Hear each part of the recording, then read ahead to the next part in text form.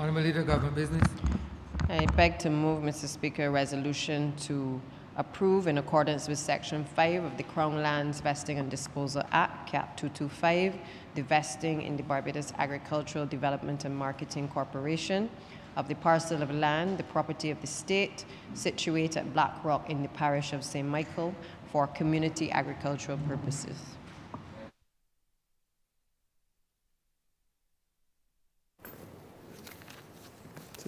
Government business. Back to government.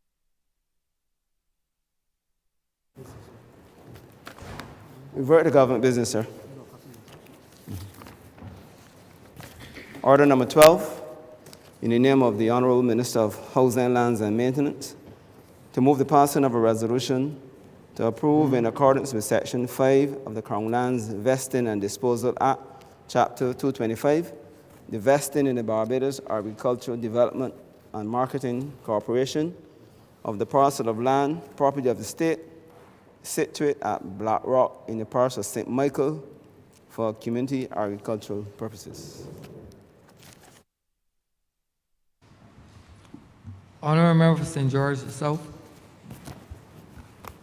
Thank you, Mr. Speaker.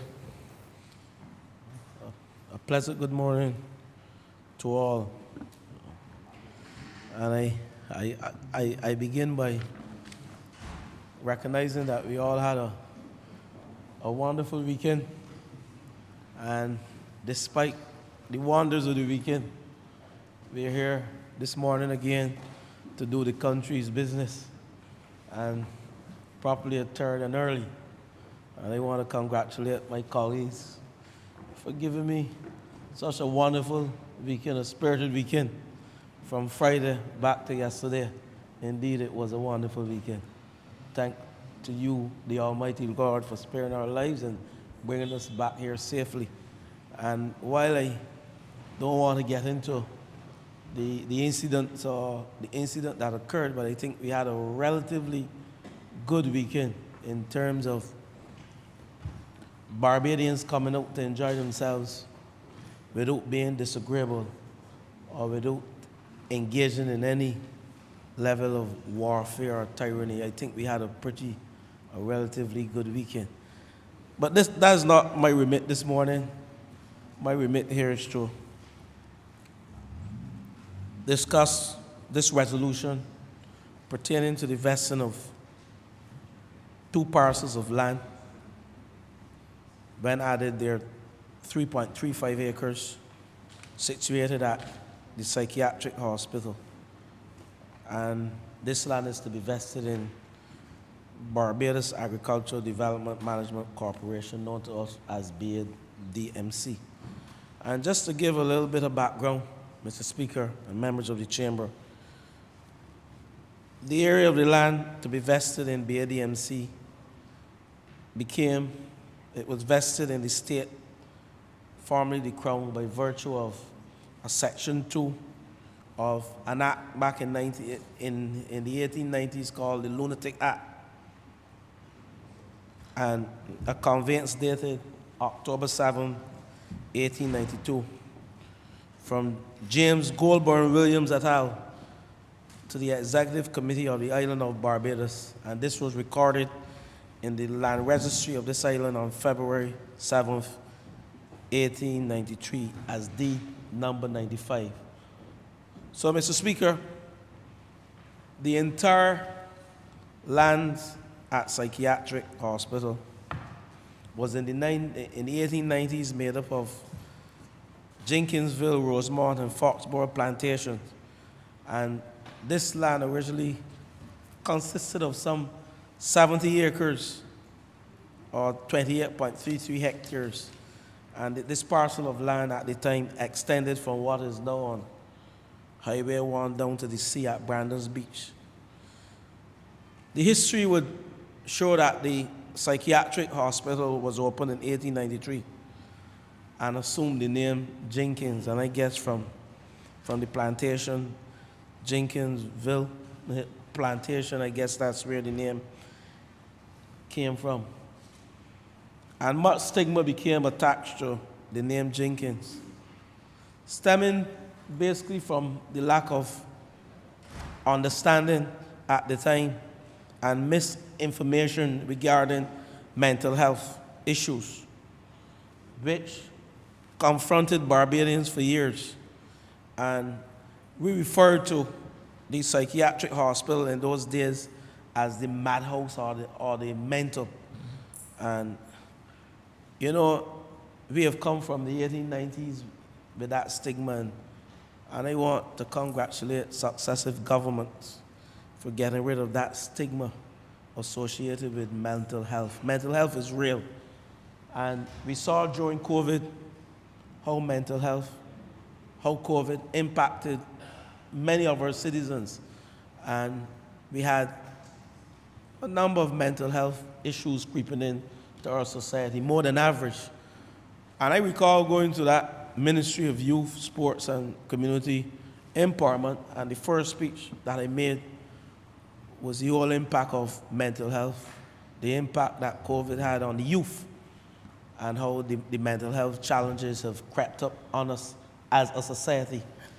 And we can see from then to now that we have progressed as a nation, and we have sought to treat with mental health issues in a progressive and a more, what I call, policy-driven, directive way. We recognize that mental health is just it should be treated as just as any sickness, any NCD, and we must give it the necessary priority that is due to it. And we have come from the 1890s to present. And again, while that is not my remit this morning, I still think it is very critical that we recognize where we came from and the stigma associated with mental health back in the 1890s, and where we are now as a country, and how progressive we have been as a government in putting the necessary policies in place to address and to treat seriously with mental health issues. But, Mr. Speaker, parts of the hospital lands were previously removed to provide for public housing, also for schools, Deacon Primary and Deacon Senior School, and also for recreation facilities. And there's also a daycare and a play park in that area. So that 70 acres of land over the years, we would have seen development in that area, in the Deacon's area. And the lands that we're seeking to invest in the BADMC this morning, this is in close proximity to the densely populated communities of Deacon's Farm, Forneyhurst, Rosemont, three housing developments located on lands which were previously part of the estate acquired by the state, and which were subsequently vested in the National Housing Corporation between the periods 1968 and 69, and later 1981 and 1982. Starting first with Deacon's Farm. And we have here this morning in the chamber the parliamentary representative for St. Michael Northwest.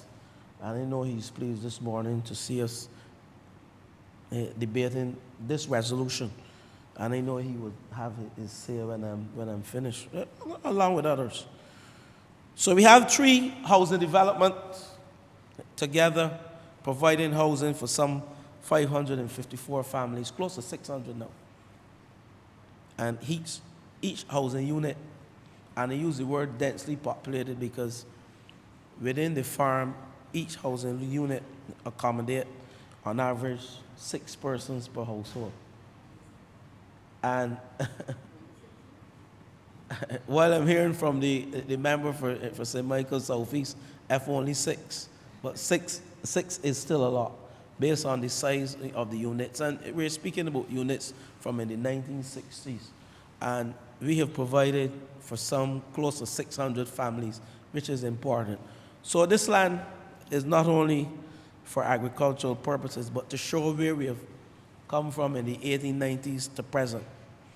Now, Mr. Speaker, this brings me to a topic that that have mentioned several times in this chamber a topic by the name of urban regeneration.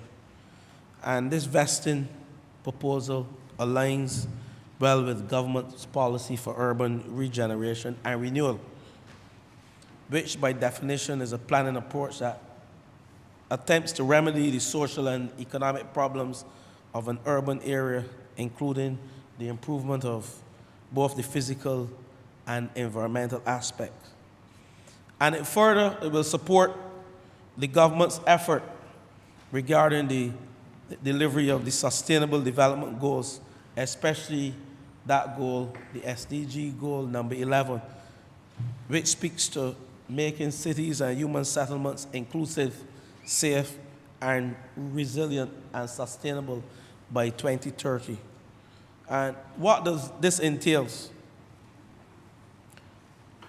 This includes the introduction of eco-friendly practices and green spaces into the urban environment. And the introduction of such measures could greatly assist the countries with slowing down the effects of climate change by contributing to a reduction in air pollution and carbon dioxide emissions. And we know where we are. We want more green spaces. We want to make sure that we're greening our environment, and we're not only addressing climate change from the standpoint of carbon dioxide emissions and the measurement, but we also want to ensure that we're planting food. And that is what this resolution speaks to in the area. So, studies have shown over the years that providing access to green spaces can also assist with improving mental health of residents in urban districts. And in fact, researchers from Denmark University of ours has found that citizens who grew up with the least green space nearby had as much as 55% increased risk of developing psychiatric disorders such as depression, anxiety, and substance abuse in the latter years. And this is nothing strange to us because we recognize that in some areas that are densely populated, and I don't want to, thank you, sir. And I don't want to get into any name calling within areas because some of these issues that we are seeking to address frontally in terms of substance abuse and within the urban corridor, they're historical. And as we seek to improve the urban corridor, urban regeneration, not only in the city but the surrounding areas, I am confident that we will address the areas such as substance abuse, depression, and indeed mental health issues. So, Mr. Speaker, you can see that the vesting of this land in an urban corridor that is densely populated will serve many purposes. But I wish to move to an area, basically the global movement towards urban farming. More and more countries, Mr. Speaker, are seeing the importance of not only creating green spaces within the urban communities, but linking that to the establishment of urban farms as part of its planning for the creation of sustainable cities. And we can seek to define what urban farming is, several definitions, but urban farming refers to the growing of plants and the rearing of animals primarily for food and other domestic use within a city or a town and its environments.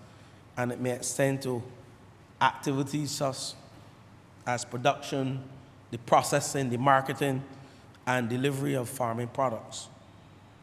And urban farming is becoming a growing movement globally as countries focus on increasing efforts on ensuring not only enhancing food security, but also nutritional security for our citizens. And we saw recently the shocks to food systems brought about by the factors such as COVID-19 pandemic and the increasing food prices across the globe and natural disasters, making it critical, Mr. Speaker, that policy measures are indeed put in place to address the matter of food security.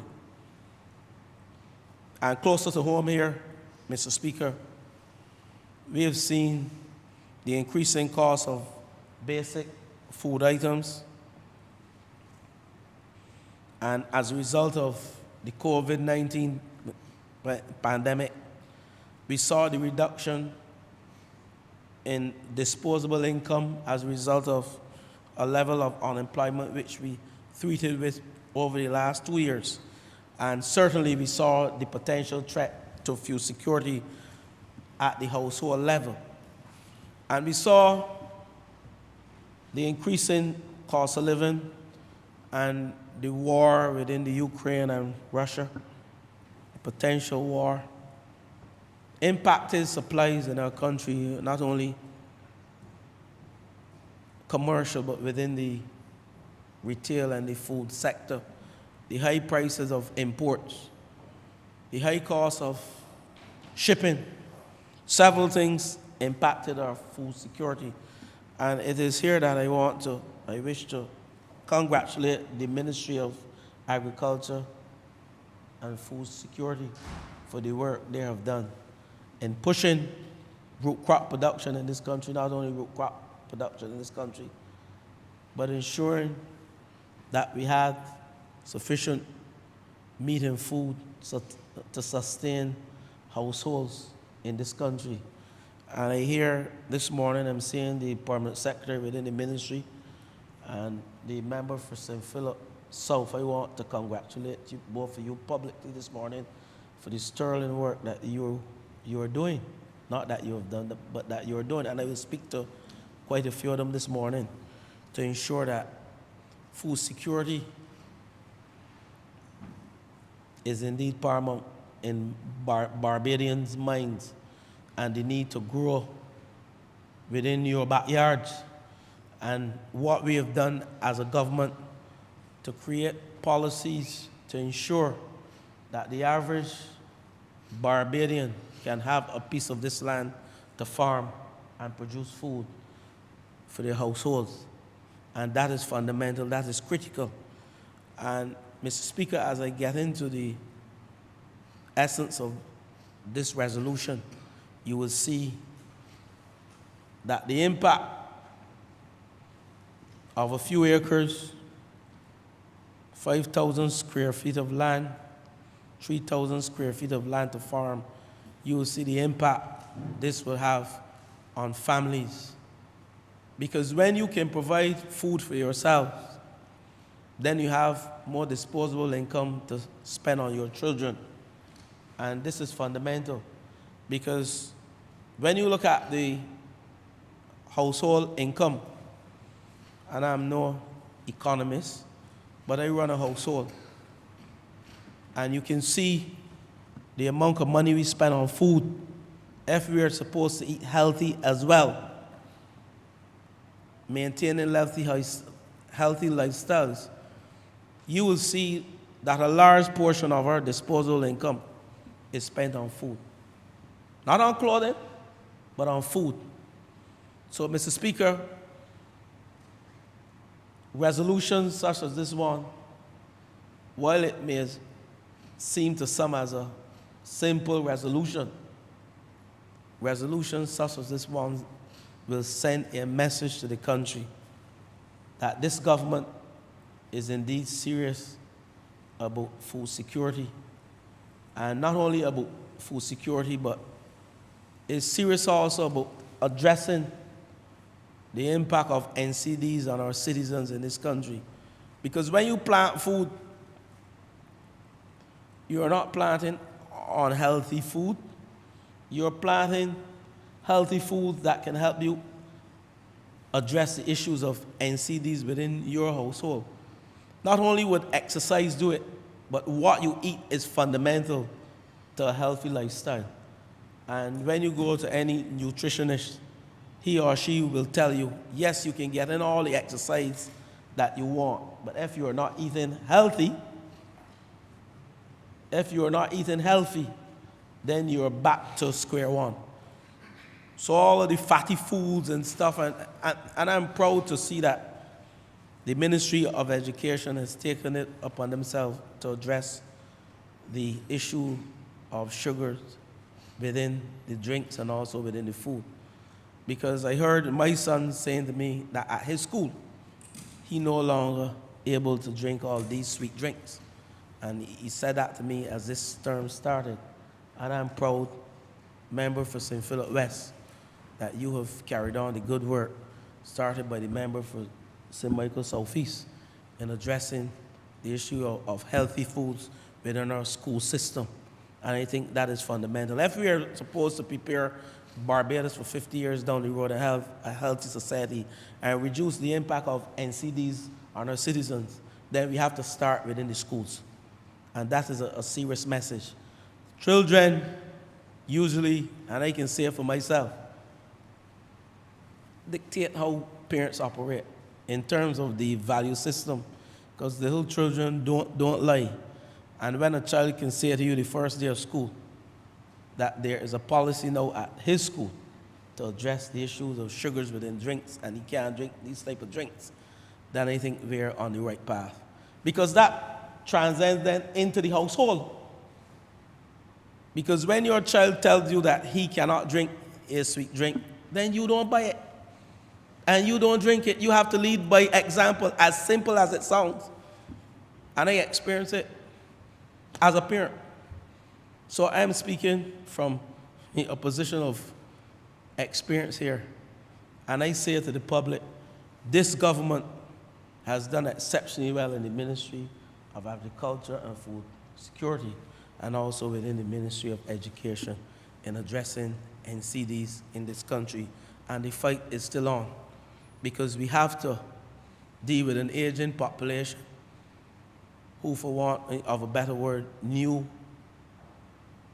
didn't know any better 50 years ago or 40 years ago, a member for the city. So they came up in a system where the issue of healthy living and NCDs were not as significant an impact in society as it is now. According to the World Health Organization, NCDs are responsible for the death of 41 million people each year. This is equivalent to 74% of all deaths globally, of which 77% are in the low and middle income countries. I'm going to repeat this because this is serious. The World Health Organization states that NCDs are responsible for the death of some 41 million people each year, which is 74% of all deaths globally, of which 77% are in the low and middle income countries. So what that is telling you, countries such as ours, we have high incidence of NCDs. And cardiovascular diseases account for most NCD deaths worldwide, followed by cancer, chronic respiratory disease, including asthma, and diabetes.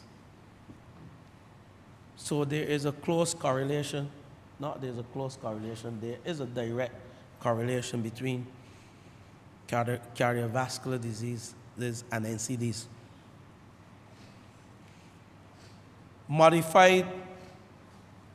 Modifiable behaviors such as unhealthy diets and physical inactivity are two of the risk factors that make persons vulnerable to the effects of NCDs. And I said that earlier in Bayesian parlance. Eating badly, lack of exercise are two of the risk factors that make people vulnerable to the effect of NCDs. And while I'm not going to dwell on the NCDs issue, even though it is critical, the 2022 Global Nutrition Report has reported that Barbados has shown limited progress towards achieving the diet-related NCD target set. According to that report, diabetes is estimated to affect 15.8% of adult women and 12.2% of adult men. And it went on further to say that 34.7% of adult women aged 18 years and over and 17.1% of adult men are living with obesity, while 12.2% of our children under 5 years of age are overweight. And these are worrying statistics, as we as a society must be concerned about it.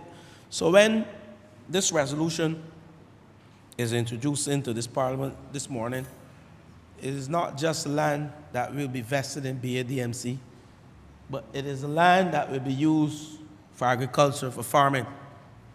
And I said to my colleague from St. Philip West, I don't want to preempt the essence of the resolution, but I said to my colleague in St. Philip South, that I would like to see across the length and breadth of this country, and I will speak to some of the initiatives of that ministry shortly. But I would like to see across the length and breadth of this country, every single constituency or parish allocated some 2 acres for farming. And not just for farming, for community farming. If you want to use the term for low-income farming, people within the low-income bracket for farming in this country. And that has several positives about it. We're not only addressing the issue of NCDs, but we're addressing some of the social issues across our society. So a member for St. Philip South, I know you're doing exceptional work in this area of food security, the feed program, Project CARE, I will speak to shortly. Those are some programs that we need to allow this country to know what you're doing. But I want to see some more acreage across the length and breadth of Barbados. And I'm going closer to home. I want to see some more acres in St. George South. Because we are known as the bread basket. And with the land, we can provide bread. So while the member may say to me that I own the land, and he told me so last Thursday in the job, he said, you own the land. You're the Ministry of Housing. You own the land. But I want to see not only us building houses, but I want to see a lot of this land, the arable land, put into agriculture. And I know there's a thrust to bring back backyard farming. I know the former Prime Minister back then, he spoke about it and people laugh. Our current Prime Minister, now she speaks about it, and I hope no one is laughing. Because I grew up in Allerton, St. George, and I often speak to my upbringing. My grandfather was a farmer, and he had less than half acre. And he produced some of the best sweet potatoes. I am a country boy. I grew up on the eddos, the yams, the cassava, the carrots, the beets in the backyard, along with the pork and the sheep, the pig and the sheep. But my good friend, he can tell you, because he frequents the house. I won't say who, but I am pointing at him. He frequents the house, and he knows very well that he can walk to the backyard of the Sutherlands and he can find something planted, even though the old man is now 87 this year, you know. But that is how we came up. That is how we came up. And I need to see Barbadians or this country return to those days where backyard farming indeed is just as important and it's just as spectacular as our crop over season or how we celebrate Heroes Day. We must create some garden projects across Barbados where we recognize households in a major way, create a day or weeks or months where we recognize households, go across the length and breadth of this country and recognize them in a major way for backyard farming and how much they can produce, not just in terms of quantity, but the quality. And those who sit in this chamber, my colleagues and friends, we need to come up with some system whereby we can judge our people within the communities, not only in the urban corridor, but we reward them for contributing to food security in this country. Find a way. We reward persons in a good way. I'm speaking for coming out with the best band in this country and revelers. We reward them. And I think the time has come, something as serious as agriculture. The impact of NCDs and mental health, diabetes, obesity. These are the things that touch the core. And we have to focus more on rewarding our people. The small income group, I'm not talking about the large commercial farmers because they sell their produce, but when you go around our communities, we can have a best garden per parish or two. You determine, member for the city, I can see you nodding. I know you will come up with it. You're very creative, you're very innovative. A best garden within the parishes. So, Mr. Speaker, I now move back to urban farming. And you can speak about the idea, member, for the city. You know, this is a free-for-all parliament where we can get up and share good ideas. And I know you're making your notes, member, for the city.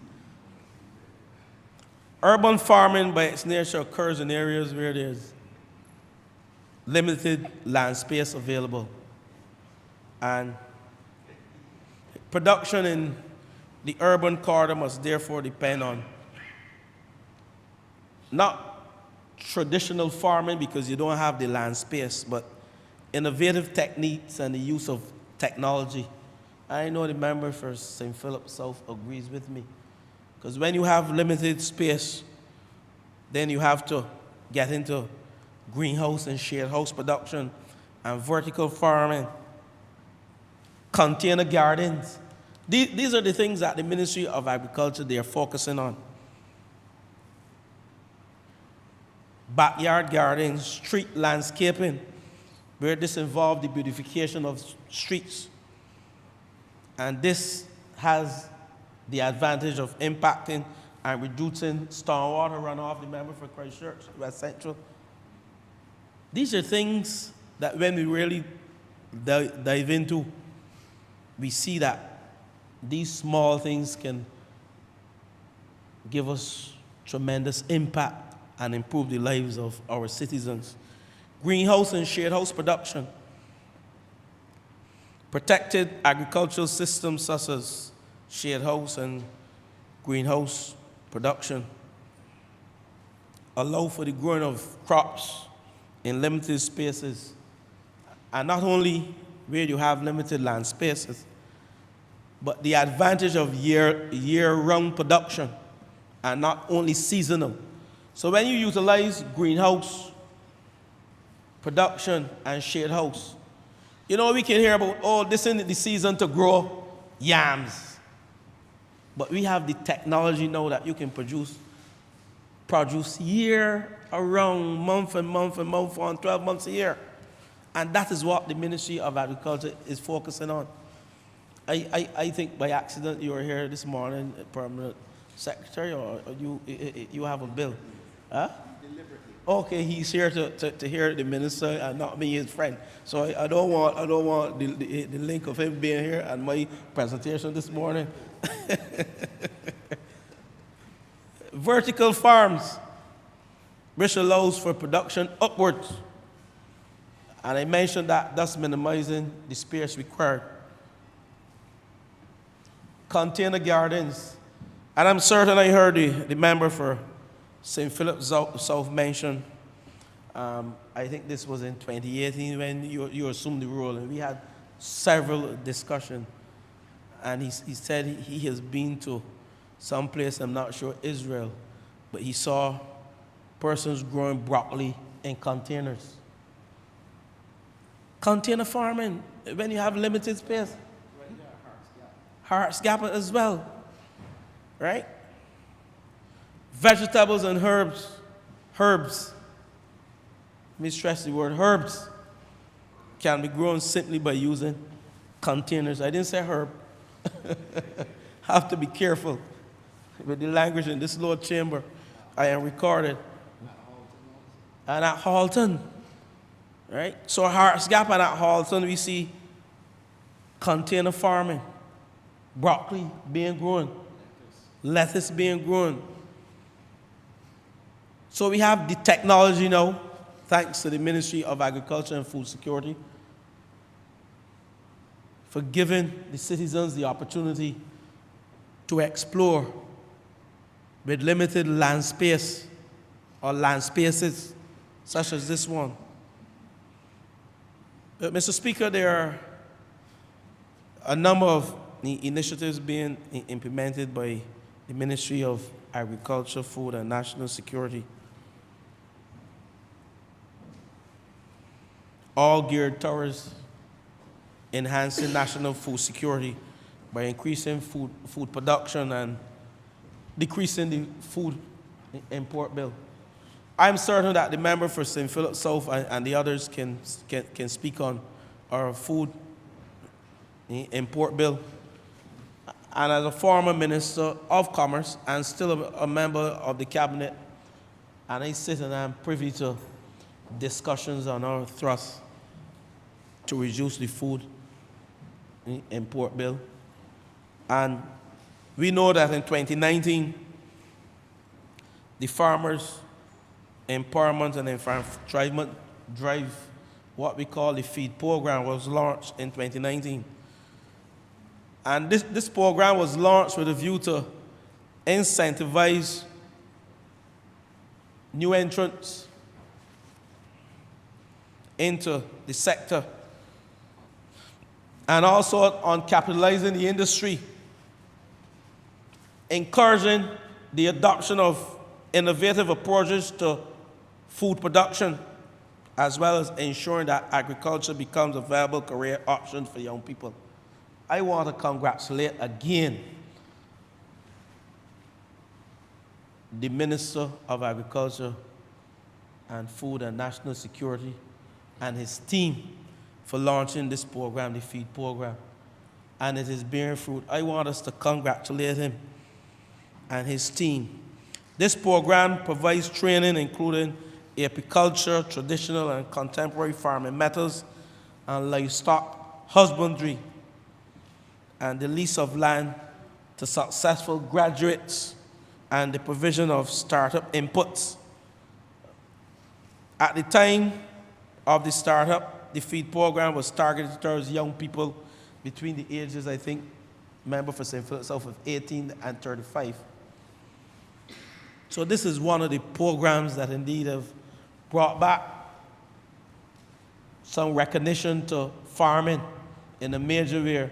Our young people now are saying to us, in my bread basket, on Wednesdays when I see my people, other than housing, other than roads, the majority of persons want to be entrepreneurs. They want some of the land in the bread basket, Minister, member for St. Philip South. They need some of the land in the bread basket to farm. And I'm going to make sure that we work as a team, member for St. Philip South. Not only on behalf of the good people of Deacon's Farm with this resolution, and not only on behalf of the good people of St. George South that I will be begging for, but on the entire country, because we need to see more of these programs across the length and breadth of this country. And as I sit with you to discuss lands for housing, we must have a caucus to discuss lands not only for urban regeneration, but for rural agriculture. Because that is where it started. That is where the name, the breadbasket, came from. The rural agriculture, the backyard farming, the number of plantations and our forefathers and our grandparents who worked at the plantations, farming to earn a living. And I'm happy, sir, that you recognize those plantation workers and you went at Edgecombe and you ensure that the days, and the member for St. Michaelis, he often speaks about it, the days of our grandparents going to urinate in the cane field while they're working, those days are over. Thanks to you, the member for St. Philip South and the Ministry of Agriculture. Thanks to you. Those days are over. This is a government who is treating with agriculture, giving it the necessary seriousness of purpose and recognition that it deserves. So after the feed program, I now move to the LEARS Urban Land Lease and Fuel Security Program. And again, you need to give the member and his team, member for St. Philip South and his team, a pat on the back. Because this public-private partnership, and again, we cannot do it on our own as a government. We don't have all the land to provide for housing or agriculture. We have to partner with the private sector. And that is why you see me on a weekly basis across the length and breadth of this country, not begging, but negotiating for land so we can build houses. Because government, we don't own all the land in this country. We own a fair set. We own a large amount, but we don't own all that can build the necessary houses that we need to build in this term of office. The 10,000 houses that we have proposed to the country that we will build, government don't have the land to build 10,000. That is why we have to partner with the private sector, joint venture partnerships. That is why we have to acquire land, go across the length and breadth of this country. That's why the whole aspect of planning gains was achieved at Lower Burning, 40 acres. Because persons sit with government and negotiate with us, we would like to utilize so and so. And as a result of passing money, government accept the fact that we have to create the enabling environment in this country. And we're saying to you, you know, you don't always have to bring money, but you might have something that we need that can help the citizens of this country.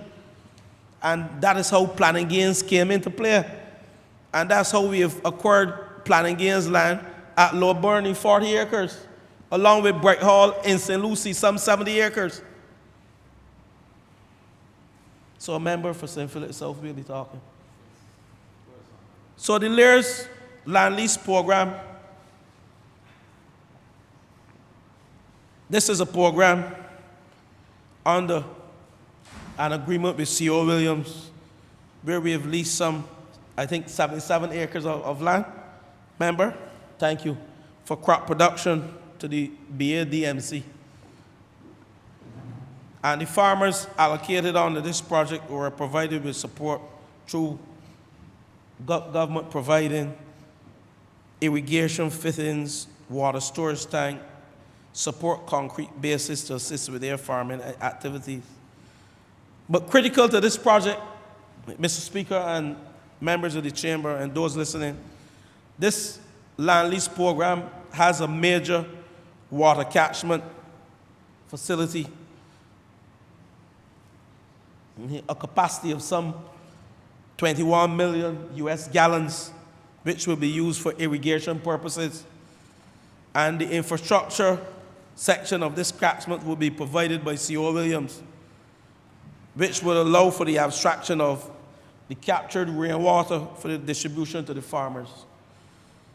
And the finishing work will include a water treatment facility for separation of oils and hydrocarbons contained in the surface runoff water from the roadways. So, Mr. Speaker, this, again, in addition to the feed program, the Lears land lease program, thus far, we have seen some 31 commercial farmers who are farming on a minimum of 1 acre. They have 1 to 2 acres approximately to farm on. And then we have the smaller allotment gardens ranging from 5,000 square feet to 10,000 square feet of land. And by the end of next week, I'm being told by the good member for St. Philip South that we will have, in addition to the 31 commercial farmers that we have thus far at Lears, we will have some 105 allotment small farmers that will bring our total of farmers to 136 by the end of next week at the Lears Land Lease Program.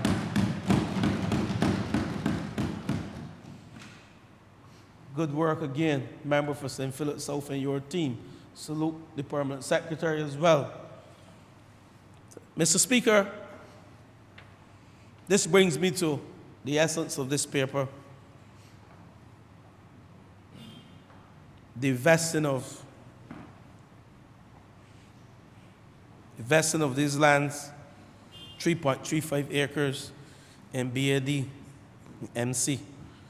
And Mr. Speaker, these lands will be vested in BAD MC under the Project CARE program. And what is Project CARE? The Ministry of Agriculture and Food and National Security launched an agricultural program, nutritional security, launched an agricultural program in March of the year 2022, known as Community Agricultural Response and Empowerment Project. Herein we have to refer to as Project CARE. And this Project CARE program is available to individuals, communities, and social entities across the length and breadth of Barbados, seeking to establish what we call community gardens and our forms of agricultural-based community project. And like I said earlier, Project CARE, Mr. Speaker, is a national response to the global food crisis, which is upon us as a consequence of both economic and logistical factors, which has been triggered by the conflict or the war, we call it, between Ukraine and Russia, and also the lingering effects of COVID-19. And I mentioned earlier that this program can impact what we're seeing, the steady increases of NCDs, and also the rising food costs can be addressed through this program. And it aims at promoting household and nutritional food security. And I mentioned this earlier, backyard gardening, farming. And Project CARE allows small garden-sized plots of less than 1 acre. And these 1 acre lots or less are being allocated to vulnerable groups in society, such as persons that are unemployed, persons living below or bordering the poverty line, and last but by no means least, is targeting women in society. I want to thank you, member for St. Philip South and your team. This is a wonderful program. We believe that this project will have the benefit of building and strengthening community bonds and relationships through a deepening of social ties and linkages, along with fostering the development of micro-responses to household food and nutritional security, which we can define as having access at all times to enough food for an active, healthy life for all household members.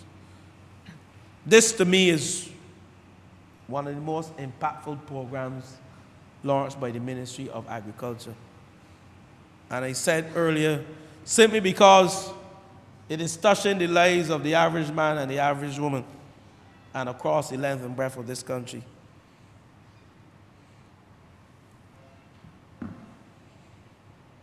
And I called earlier for more projects, such as this one. And I call now for the engagement, more engagement with the private sector. We can only build a healthy society. We can only build a strong economy. We can only bridge the gaps of the social classes in this country if we partner with the private sector in building out a wholesome society. And I'm calling on the private sector to join with government on this project, Project CARE. You know, there's statistics to show that we waste a lot of food. And I don't want to go there worldwide, but I'm not speaking only to our country within the commercial sector.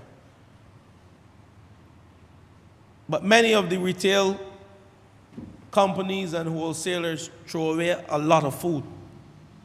And probably before I sit down or during my wrap-up, I will research and bring the stats to show you that a lot of food is thrown away. After what they call the best before date, a lot of food is thrown away. And I am calling on the private sector again. We know that we have, I don't want to call it a major food crisis, but the price of food is rising across the globe as a result of the externalities that I just listed. And I'm calling on the retailers and the wholesalers.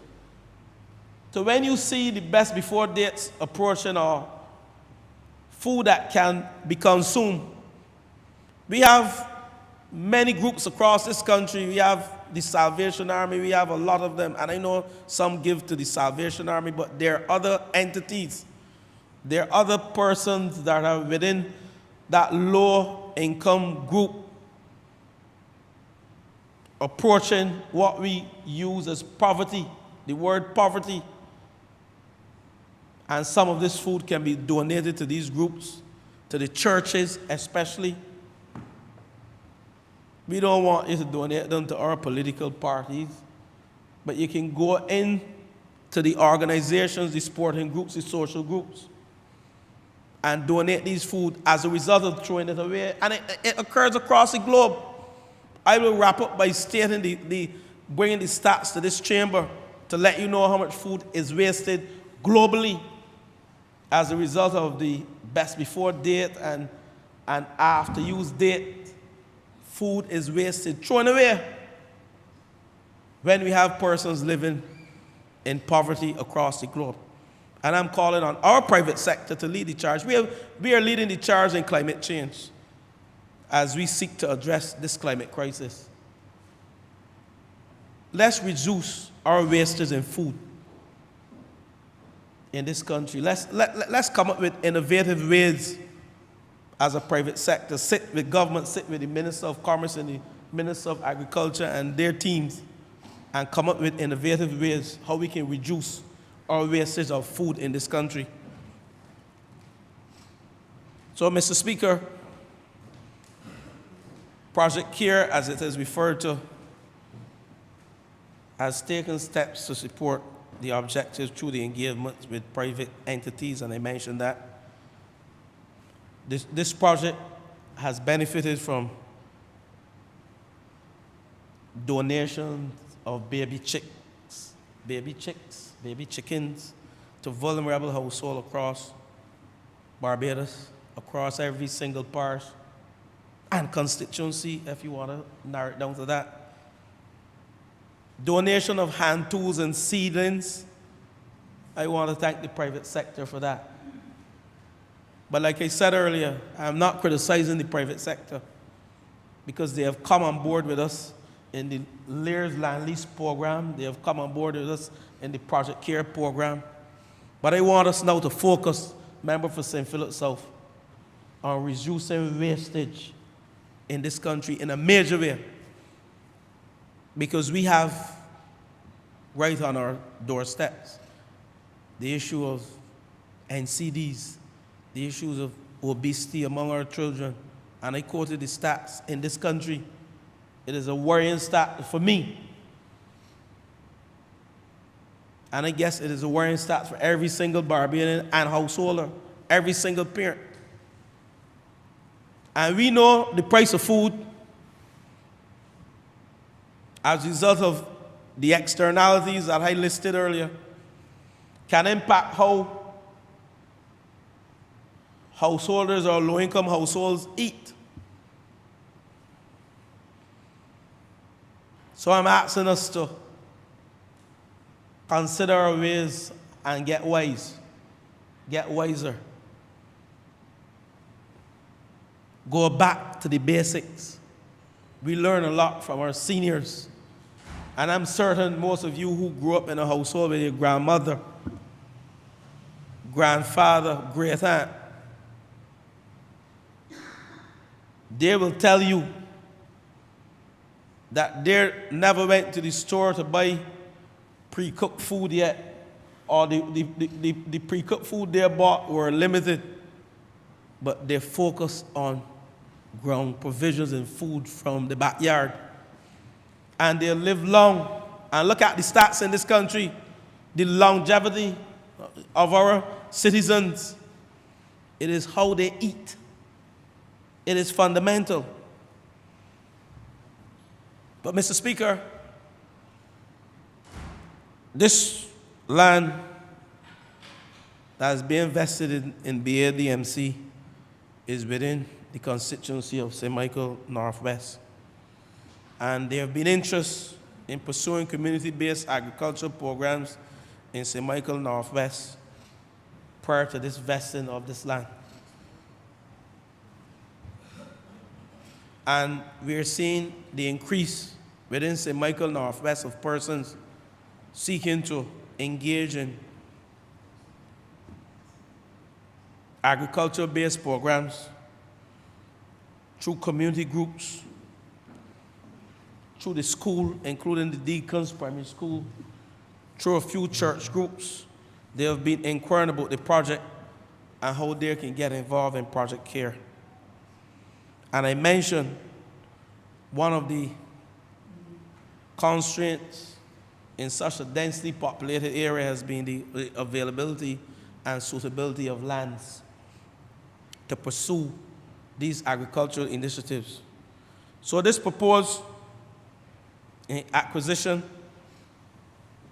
of 3.35 acres of land from the psychiatric hospital would be beneficial to the Deacons community in many ways.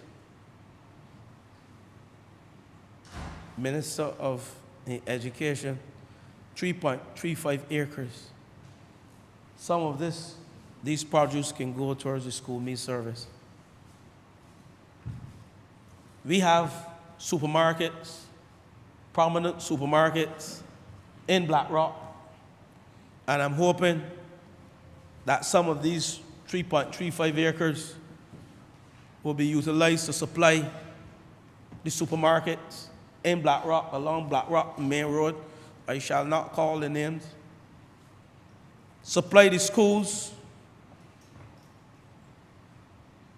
the Young Women's Christian Association, even the psychiatric hospital itself, the Nightingale's Children's Village. These are all the various entities within the Deacons area. The Deacons Farm Housing Unit, whether it's Ferniehurst, it is whichever is Deacons, I think there are 3 housing units down there, housing close to 600 citizens of this country.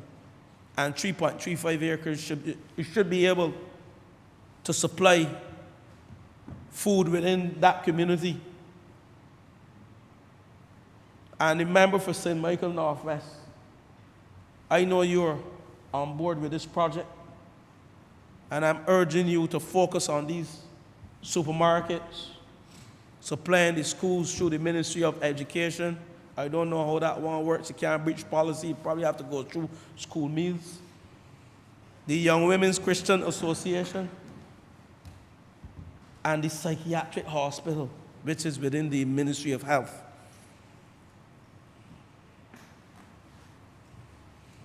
But Mr. Speaker, these projects would also create self-employment for individuals. These projects would also create the training to individuals in small-scale farming. This project will create the interest and develop the agricultural interest among the young people in Deacon's Farm. This project will create healthier eating habits among the people. And this project,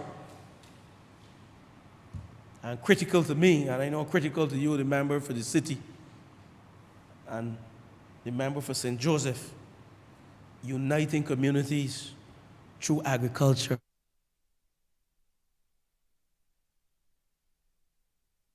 That we are currently faced with. So projects and agricultural projects such as this one, now envisaged when we vest this 3.35 acres, this will greatly contribute to assisting the government in solving some of its social issues. Targeting the boys on the block who are interested and willing to participate. And I recall when I was Minister of Youth, I toured the deacons with you, the then member and still member of St. Michael Northwest. And we toured, and I got some beans, some string beans to carry home.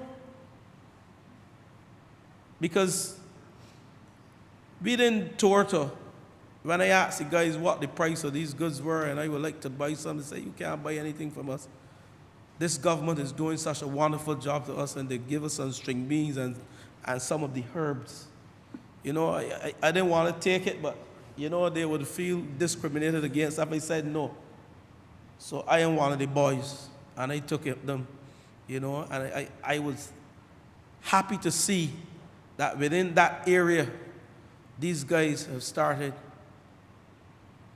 the journey towards sustainable agriculture within communities. But then I became the Minister of Housing. And here I was touring again the psychiatric hospital, looking at these 3.35 acres to acquire, so that the Deacon's Farm community, the community group, can indeed engage in wholesome activity, take the boys off the block, engage their minds daily in other things. You know, there's a saying that the devil find work for idle hands, right? So when you are engaged in wholesome activity, there's no idle hands here. You're engaging in activities that can foster good community spirit and address social issues. This project has the potential for encouraging positive youth development, youth discipline, mental well-being, a sense of responsibility, caring for others in the community, respect for self, respect for others, respect for nature. And last but by no means least, this may even assist with engendering a spirit of self-esteem among the young people. You know, some of us, not within this chamber, when I say some of us, I'm talking about people, often write off the youth when you see them sitting down on the block. You know, and I find it is a stigma when we see people sitting down. But I have engaged with persons on the block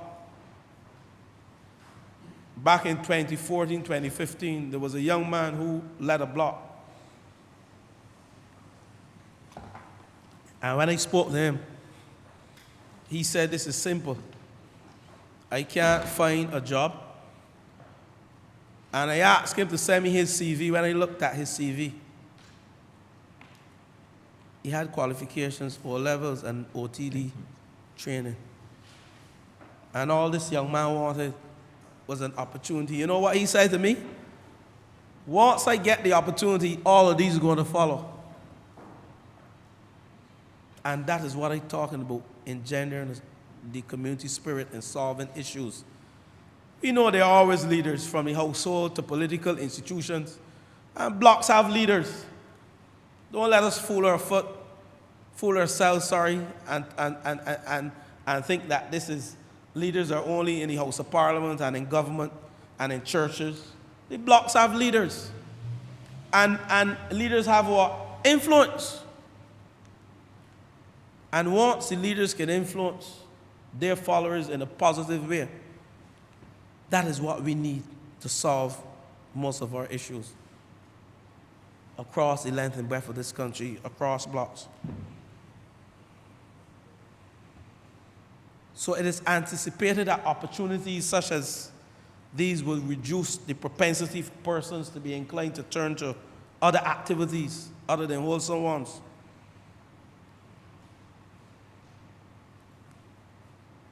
The opportunity here will allow not only for physical activities, because they are farming, the availability of fresh produce at affordable prices.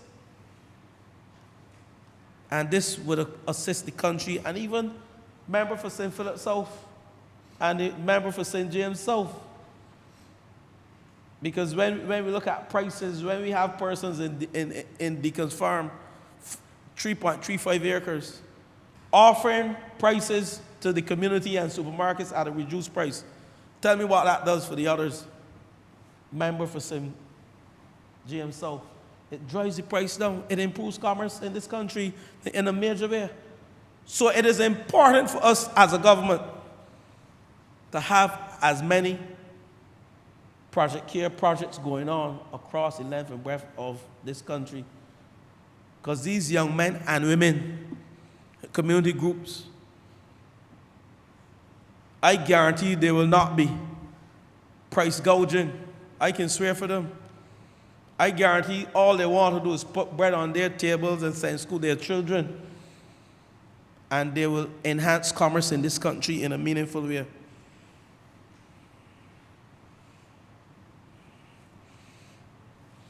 So Minister of Agriculture and Food Security and his team and BADMC must be commended for the work that they are doing, not only to promote food and nutritional security of the country, but to engage the youth in agricultural activities and providing meaningful employment opportunities for the young people of this country. And that is critical. So, Mr. Speaker, the vesting of this 3.35 acres of land in the BADMC is part of a big picture that should be repeated in every single parish. And if we can get it repeated in on every single block. I know the member for St. John, he's working tirelessly on ensuring that these blocks are indeed empowered in his way in other programs. And if we can get programs such as these, not only with the building blocks program, with the small businesses being created, but if we can get agriculture going across the length and breadth, not only in the urban corridor, but in the rural corridors. Let's aim, members, to have one of these programs in every single constituency, and in some that are larger, you need more than one. Let's aim, Mr. Speaker, to empower not only through the entrepreneurship programs, through the trust loan, not only through the youth programs that the member for St. John are producing, on a monthly basis in that ministry. He's doing an excellent job. But in agriculture, because we can grow food with technology, member for St. Philip South, year round. So, Mr. Speaker, in accordance with the provision of Section 5 of the Crown Lands Vesting and Disposal Act, Cap 225 of the laws of Barbados, this stipulates that the ministry may, with the approval of Parliament, sell, lease, exchange, grant, assign, or surrender any land vested in the Crown. It is now proposed to seek the parliamentary approval of the resolution pertaining to the vesting of these two parcels of land, 3.35 acres totally, in the Barbados Agricultural Development and Marketing Corporation for community agricultural purposes. The resolution, Mr. Speaker, has been certified by the Attorney General for introduction into Parliament. And with these remarks, Mr. Speaker, I beg that this resolution now pass.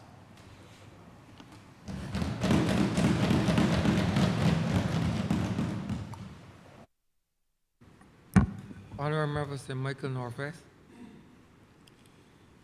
Sir, I rise to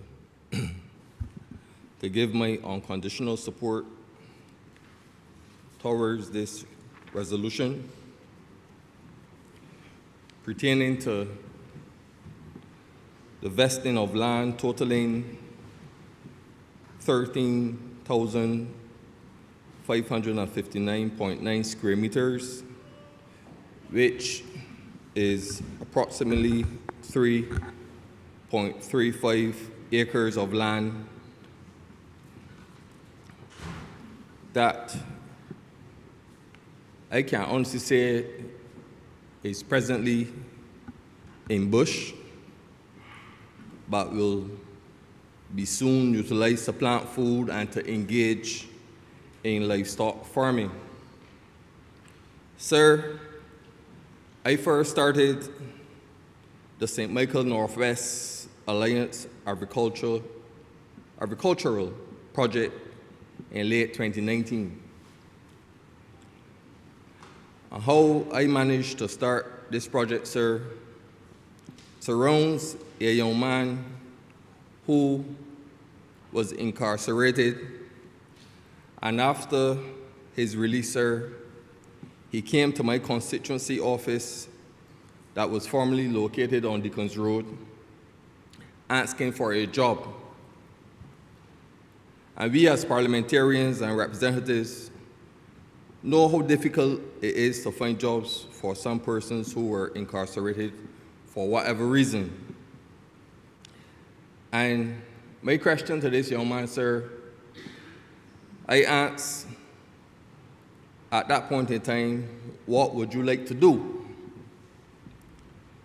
And, you know, most people believe that, you know, having a job in government is the way to go. And he said to me that, you know, he would like to work in sanitation or the Barbados Water Authority or to get into farming. And I said to him, sir, at that point in time, that farming is good. And that would be the best move to make, you know, because there's money in farming. And he said to me, the only problem is to find some land. Sir, and I said to him, well, I will check around and see what I can do. And he did mention to me that there was some land in Rosemont next to the psychiatric hospital wall. And I took some time and I visited the area, sir, just to assess, you know, the area that he was speaking about.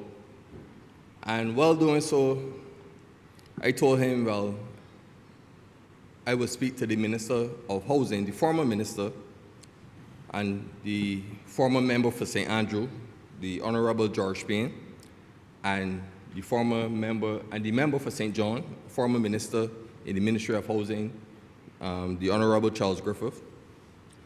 Sir, and I reached out in writing to the minister requesting permission to utilize that said parcel of land situated in Rosemont, Deacons Road. And permission was granted by the minister for me to utilize the land.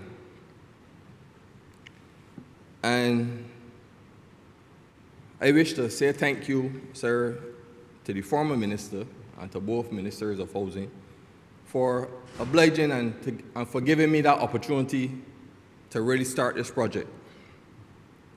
Sir, after the first year and some after the project was started, the young man, along with a few other men from the community, they outgrew the space. And they came back to me and said, Chief, we need to get some more land. And I was amazed, sir, to see the different kind of produce crops that these guys had planted, on that acre and some of land. And they said to them that what I will do, I will try to acquire the land at the back of the psychiatric hospital because, sir, as a young man growing up in Black Rock, I had my days of climbing the mental wall as a boy, playing football and well, I used to climb the mental wall because obviously as a boy playing football and the ball go over the wall, sir, we will have to climb the wall to retrieve the ball, right? So just let me give that clarity, right? And obviously I knew how the back of the psychiatric hospital, is situated. And I wrote the former Minister of Health, the Most Honourable Jeffrey Bostic, former member of the city, requesting permission to utilize the vacant land at the back of the psychiatric hospital. And the good minister at the time wrote back, obviously with a few concerns regarding what I wanted to do. And it was at that time, sir, that the honourable member for St. Michael Northeast found out about the project, and she said to me that, she only knew about it because she read about it in the papers. And I said, well, ma'am, I would like to utilize the land at the back of the psychiatric hospital to really expand the project because it will also give me the opportunity, sir, to really create more employment for some of the young men who, continue to approach me about work, and the honourable member for St. Michael Northeast gave a directive to have the land vested into the Ministry of Agriculture. And despite it took some time, sir, I must admit that I'm very grateful, and I also want to say thank you to every member who had a hand in making this become a reality. And it will also allow me, sir, to, expand this project not only for the good people of Deacons, but it will also allow me to create further opportunities to embrace or for the other members of my constituency in St. Stephen's Hill and Black Rock and surrounding areas to also take part in this agriculture project as well. Because one thing that I believe in, sir, as a representative, is creating a level playing field and not having, the share of the pie just going to one area. And I would like to say that, during last year, general elections my slogan was real results with ROE. And as you can see on my manifesto, I have one of the senior men from the Deacons area, at the front page, outfitted with equipment that was also donated by Deacons Community Venture and Northwest Alliance Foundation to help, expand and push the things that have to be done where this agriculture project is concerned. Sir, I really want to give my unconditional support to things like this because I believe in creating opportunities, sir, for my constituents and the good people of Barbados. And where this project is concerned, I have a vision and a passion for empowering the young people and people in general within the constituency of St. Michael Northwest, Mr. Speaker, sir. And I was never the type of representative, sir, to give a man a fish just to feed him for a day. But I am the kind of representative that believe in teaching a man how to fish to allow him to feed himself and his family for a lifetime. Sir, I want to really, push more community projects. I want to push the urban farming more within my constituency, sir, because I have a lot of young farmers. I have a lot of young aspiring farmers. And this opportunity, sir, would allow me to be able to create more opportunities for those that, that may not have hope in being able to, fulfill their dreams where farming is concerned. It will allow me to give those that may not have hope a little hope to know that the future is bright, not only with me being the representative, but with them being able to fulfill their dreams, sir, where farming is concerned. And I hope, sir, that one day I will be able to, help these youngsters to invest in a vehicle where they could transport their produce to the various supermarkets, schools like the Minister of Housing mentioned earlier, churches, because things like this, sir, could become viable employment for many to come. And it will also allow me, sir, to keep some of these young men who just sit on the block daily, with nothing to do, hoping to find a job.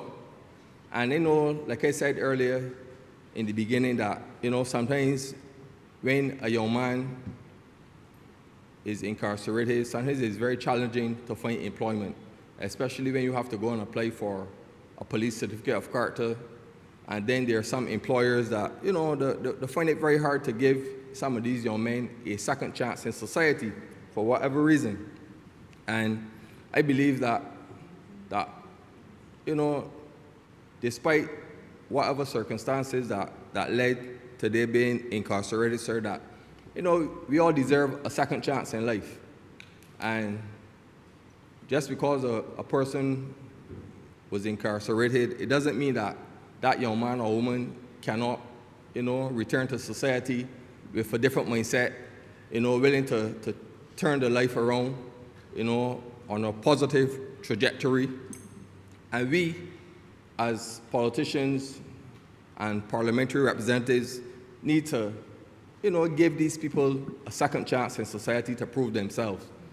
Because we all make mistakes, and I really believe that sometimes you live and you learn, and opportunities, second chances should be given to these people. And I am very pleased, elated about this resolution this morning, and I really cannot wait to see that land now situated at the back of the psychiatric hospital, being utilized to plant food, not only for commercial purposes, but I know that these young men in the Deacons area, I don't believe in painting everyone with the same brush, but we have these decent young men in the Deacons community, right? And I know that it will benefit some of the households, especially where the elderly is concerned, because a lot of these young men too have a very caring heart and loving heart for the elderly, and they could testify to that. And I know that this project will go a long way. I know that this project will create, further employment. I know that this project will allow me to help take some more of these young men from off the blocks across my constituency, sir. And I wish to thank this government. I wish to thank the Honourable Member for St. Michael Northeast. I wish to thank the Minister of Housing for, bringing this resolution to Parliament today. And I do look forward on doing good things for the good people and the young men of the good constituency of St. Michael Northwest that I was given the privilege and honor to represent. I thank you, sir.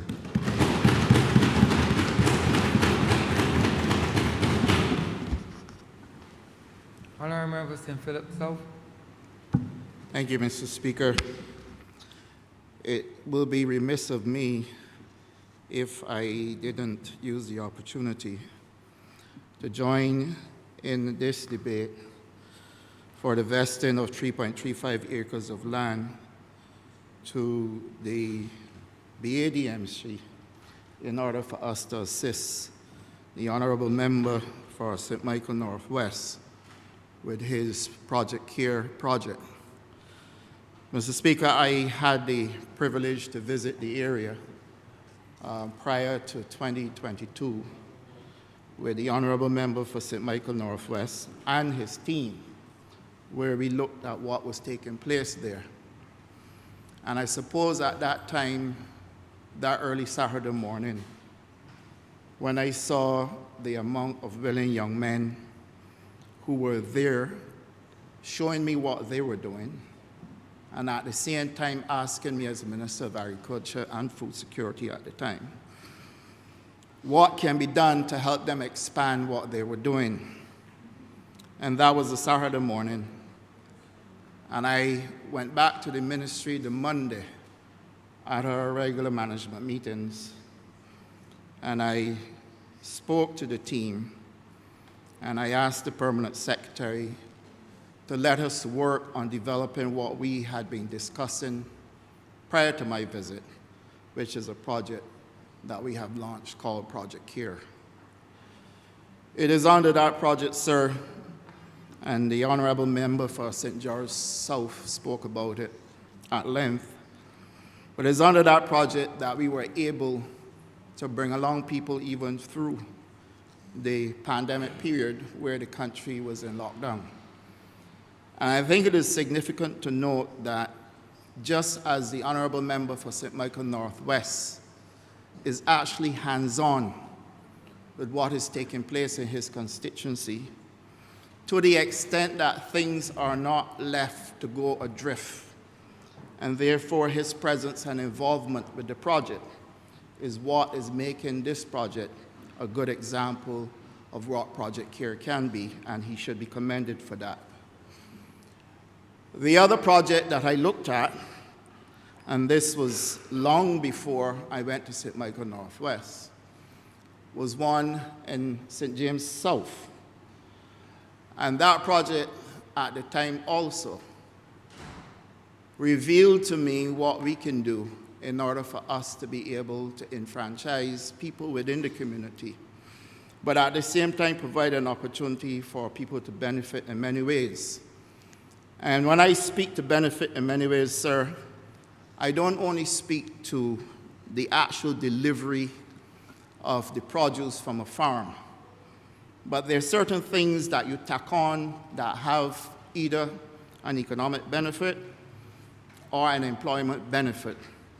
And so the establishment of the chicken coop for poultry farming that I saw at St. James South, and the establishment of the types of farms that they were building from the, what you call them, the deckings, the pallets, showed me that there can be enormous creativity in being able to do community farming alongside commercial farming. A lot of the times people believe that agriculture only comprises of commercial activity, when in truth, in fact, there are certain projects within communities that have benefits that we really need at this ethos. And so, Mr. Speaker, those two projects stand out with me, the one at St. James South and the one at St. Michael Northwest, where I am happy to report that I do fully support the vesting of this 3.35 acres of land in the Barbados Agriculture Development and Marketing Corporation, or BADMC, for the purpose of this project care improvement. Now, Mr. Speaker, the Honourable Member for St. James South, for St. George South, spoke to the LAIRS project. And I would like to address the LAIRS project with every sincere sinew in my body. That project started probably around 2021, where we had to do a lot of infrastructure work. That infrastructure work, sir, involved mobilizing material to put in roads.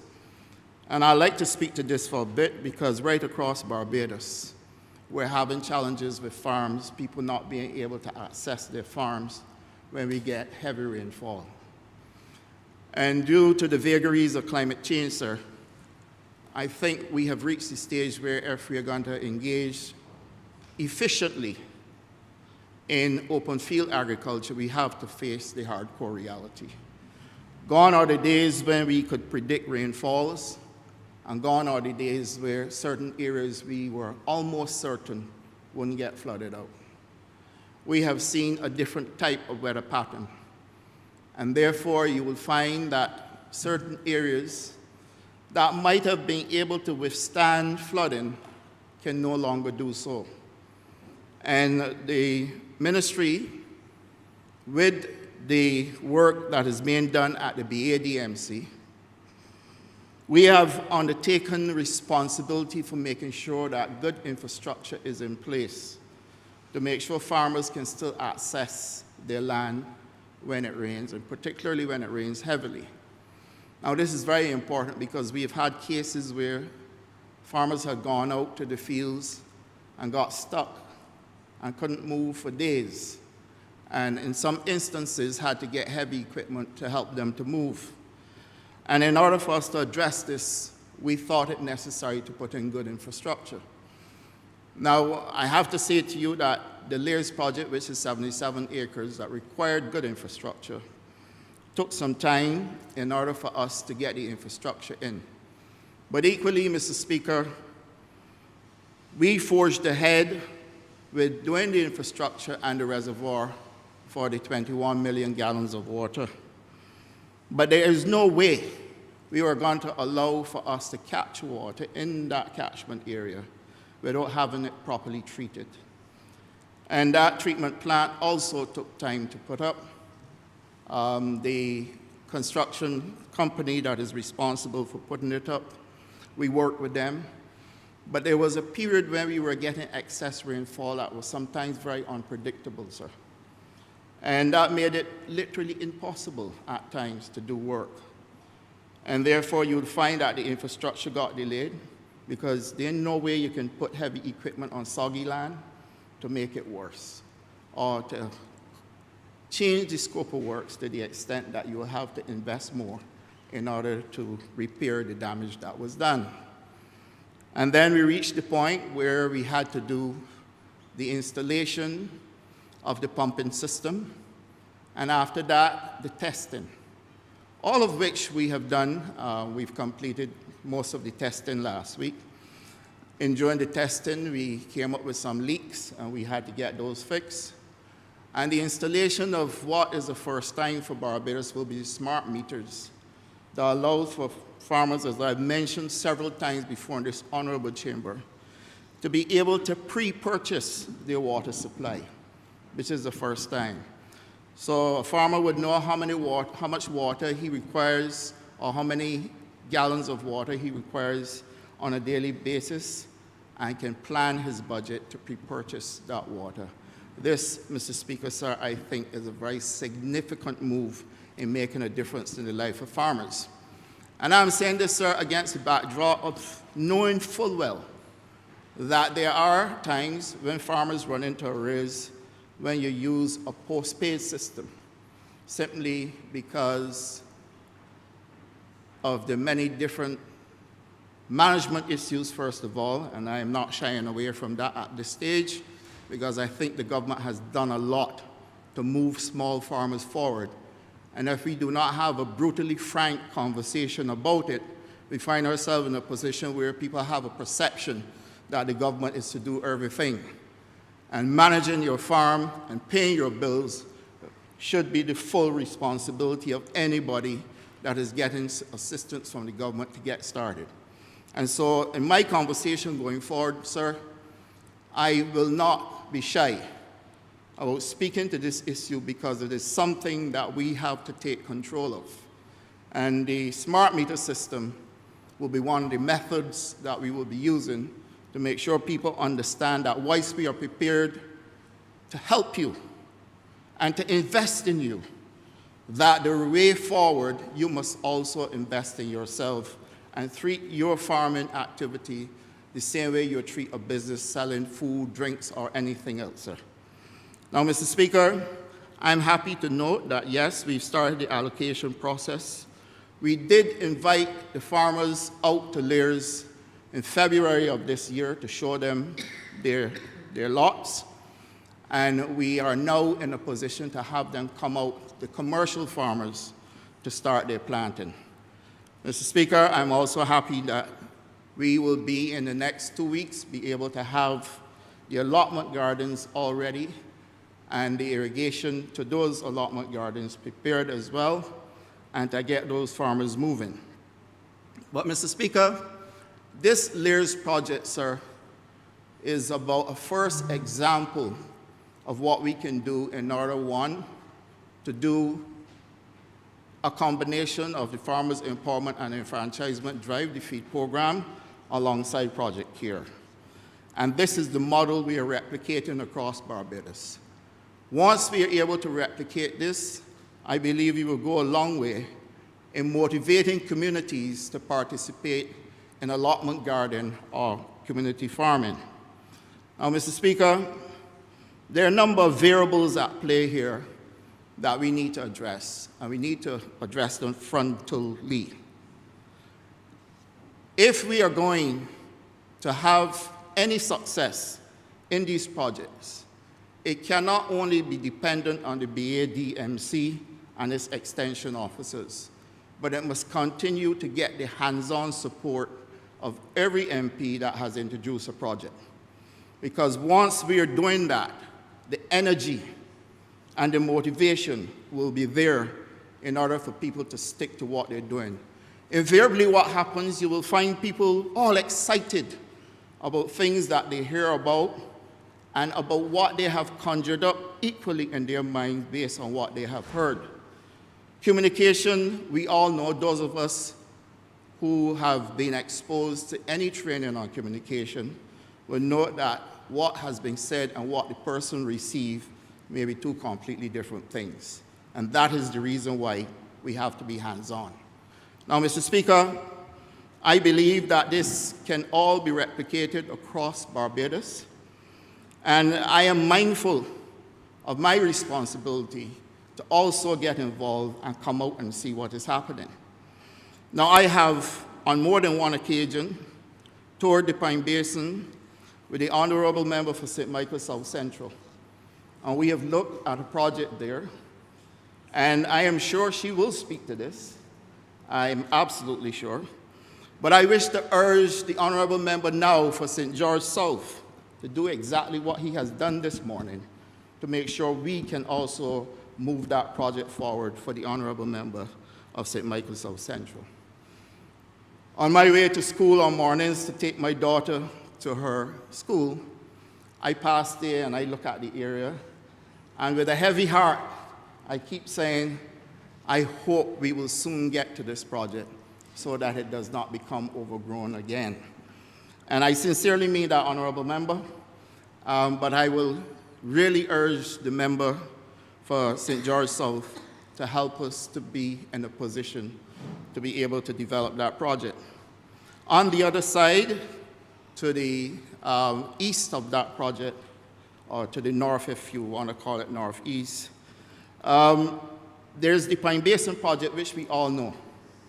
The Pine Basin project we are also developing. A lot of cultivation has taken place there, and we are doing a similar thing to what we did at Lears as well. So that Pine Basin, fortunately for us, already has its water supply and irrigation system. But you will find that when it rains heavily, the area becomes completely flooded. And this is a problem which we face there. We have engaged the relevant ministry to have the drainage unit work with us to make sure we can get this drainage problem settled. And we have agreed to introduce in a catchment zone. We've also agreed to introduce allotment gardens as well, Mr. Speaker, similar to what we're doing at Lears, to make sure those MPs in the St. Michael corridor will be able to have access to land to help their constituents do projects in agriculture. Now, I feel very strong about this, Mr. Speaker, sir, and I strongly believe that if we can get these going, we can address the issues within the St. Michael area in terms of enfranchisement of our people and providing opportunities for employment that they will not otherwise be able to get fast enough. And therefore, the project, sir, that we are looking at, we will also seek to introduce the smart meters. We're also going to introduce that aspect of Project Care, where people will get 5,000 to 10,000 square feet of land, and at the same time give commercial farmers an opportunity to have 1 or 2 acres of land. If you drive past the Pine Basin area right now, you will see that good farming activity is taking place there. We have been able to bring it back, though not fully. We've been able to clean up all the garbage that people would indiscriminately go there and dump. And we've been able to settle on how that project is going to be done, where we would put a total 43 acres of commercial farming there. We have 33 acres already established, and another 10 is to come on board. And then, as I said, the commercial plots will be mostly 1 and 2 acre plots. We are hoping to be able to empower 21 farmers to do the commercial farming. And then we are going to do 2 acres that will be broken down in 5,000 square foot, and 4 acres in 10,000 square feet, giving us a total of 17 farmers for allotment gardening. Now, Mr. Speaker, we can put the project in place. We can also allocate the land. We can send the extension officers out to work with the people. But we need another approach similar to the one of the Honourable Member for St. Michael Northwest to give it energy, give it life. We need an approach similar to the Honourable Member of St. James South to give it energy and give it life. And Mr. Speaker, sir, if we can do this and work with our people, I guarantee you, Mr. Speaker, sir, that this government will remain as is for another term. Because what people want people don't want handouts. As the honorable member for St. Michael Northwest spoke so eloquently about, people actually want to be able to do it themselves, but you must hang in there with them and help them along. We know that human beings are creatures of habit, and once they can do it and they feel good about it and see the results of it, then you can pull back a bit. But you still have to keep that jaundiced eye out, because people also get tired and lose motivation. Mr. Speaker, this Project CARE, is one that I believe the honorable member for St. Michael East would have been championing when he was Minister of the Environment.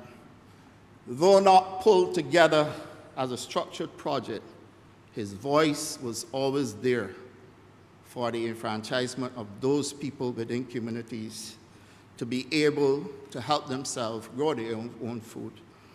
And one day while sitting in the members' room, he said to me, he read a book that actually contained a project like this, and that if we were to take COVID seriously, and if we were to look at supply chain logistics and the challenges that we are facing, a project like this is exactly what this country needs.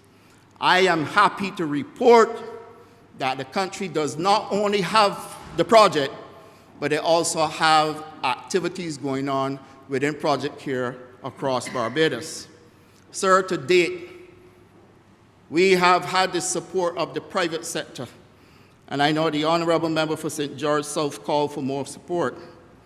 But the private sector took us through, again, the most difficult times that we have had to face in this country by providing 8,000 baby chicks for us to distribute to small farmers and people who are most vulnerable in our communities to be able to have a chance to raise a few chicks and to be able to either feed themselves or share with family or even sell some of them, sir. And we still have that support from the private sector. Mr. Speaker, sir, the implements to do backyard gardening or community farming on less than an acre of land, we don't need a tractor and a plow, and I have said this long ago. Why are you going to move a tractor and a plow to somebody who wants to do backyard farming? How are they going to do it? But what you need is the implements, just like my grandmother did. A fork and a hoe, a garden hose, a spray can, a watering can. Those are the things that you need. And you bring out people within the communities as well to be able to attach to a water supply, shared arrangement between everybody, so that they can also participate, but at the same time have fellowship. And how many times have I said this? The hardcore reality of all of this, sir, is that we need to take a new approach at representation, sir. And that new approach is actually rolling up the sleeves, getting on the ground, participating with people, showing off your projects, sir. And the honorable member for St. George South spoke about having a competition. But as I speak, sir, we are also working with ICA, the Inter-American Institute for Cooperation and Agriculture, to do exactly that, to put together a project where we can allow people to challenge each other across the communities. We're looking at Independence Day, which is a very significant date for us, to be able to do an awards ceremony and award people for participating in Project CARE. Project CARE, sir, will soon see the launch of what we call the green machine, an aquaponic system that would allow for people and communities to be able to have a project that allows for them to harvest tilapia and vegetables at the same time, using a revolving system where you use the nitrates from the water to provide fertilizer for the plants and give you an opportunity to have a system at home that you can also use. These systems can be placed in a garage, in a patio, in the backyard, and Dr. Charleston Braffett, who is the former Director General of ICA, is actually spearheading this project. Mr. Speaker, I am excited about it. Because if we can give out 30 of these systems, 10 of these systems in 30 constituencies, then we are looking at giving out 300 systems across Barbados to allow for Barbadians to do aquaponics on a small enough scale that they can feed themselves and participate in community activity as well as part of Project Care. Sir, there can be no greater empowerment than being able to allow for people to have access to systems that allow for them to feed themselves and their family.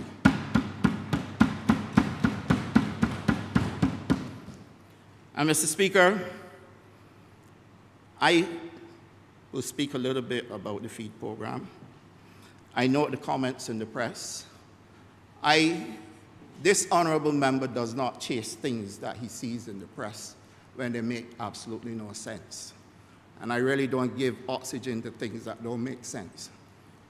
The Farmers Empowerment and Enfranchisement Drive is a project that the ministry created. Lands were identified, and we identified a project that would allow for us to train 2,000 people. It was a settled arrangement. We allow for people to have access to land with startup kits. Sir, the project started in 2019. I don't like to repeat this, but I must. In 2020, the project stopped. Why? Because of COVID. In 2021, the project, once we started to start it back, we couldn't continue. Why? Because of COVID.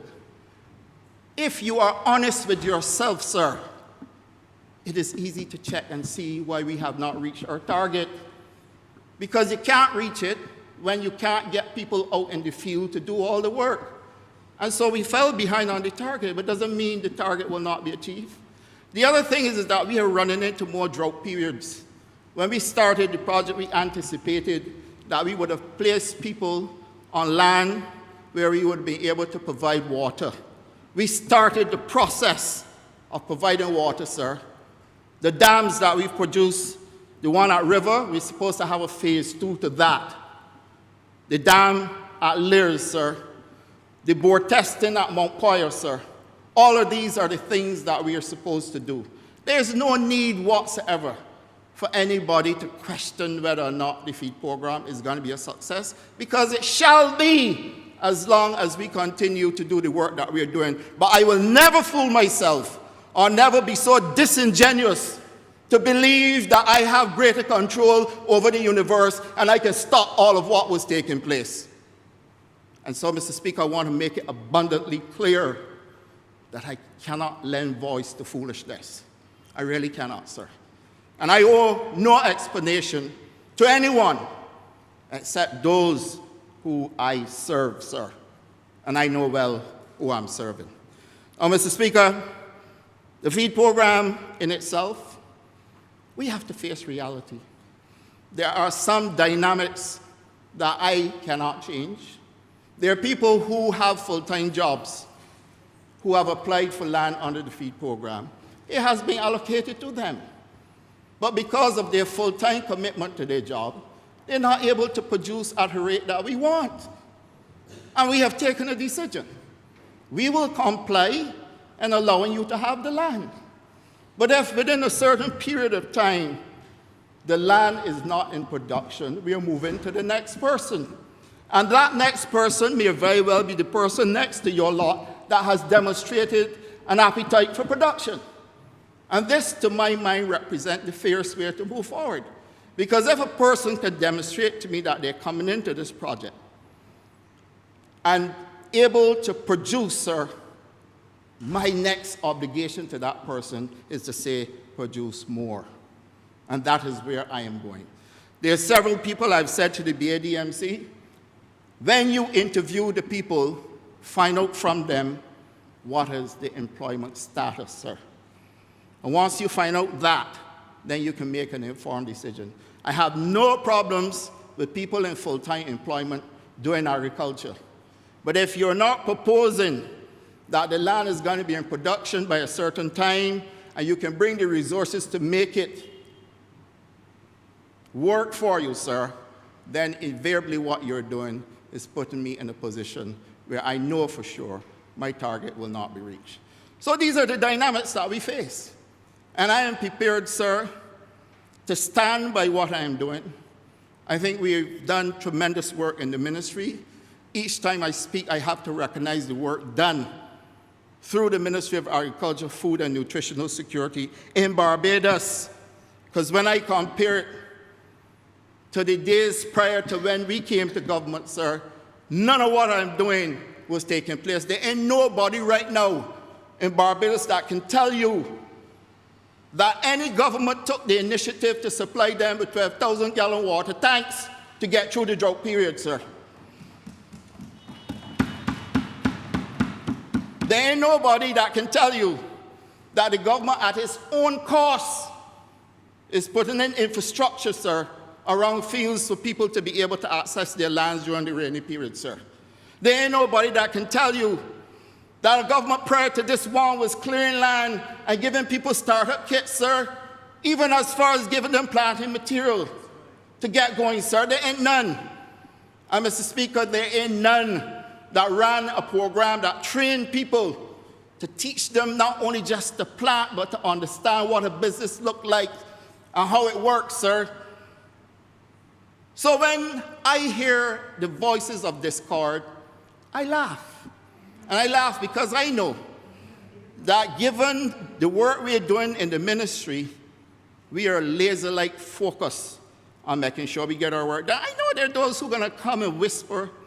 Many will go and complain about things they don't like. I understand. But there are always two sides to a story, sir. And therefore, I recognize that my responsibility is to stay focused and to work with my team. And I really want to thank my permanent secretary and the entire team for the work they are doing, and the support they're giving me, sir.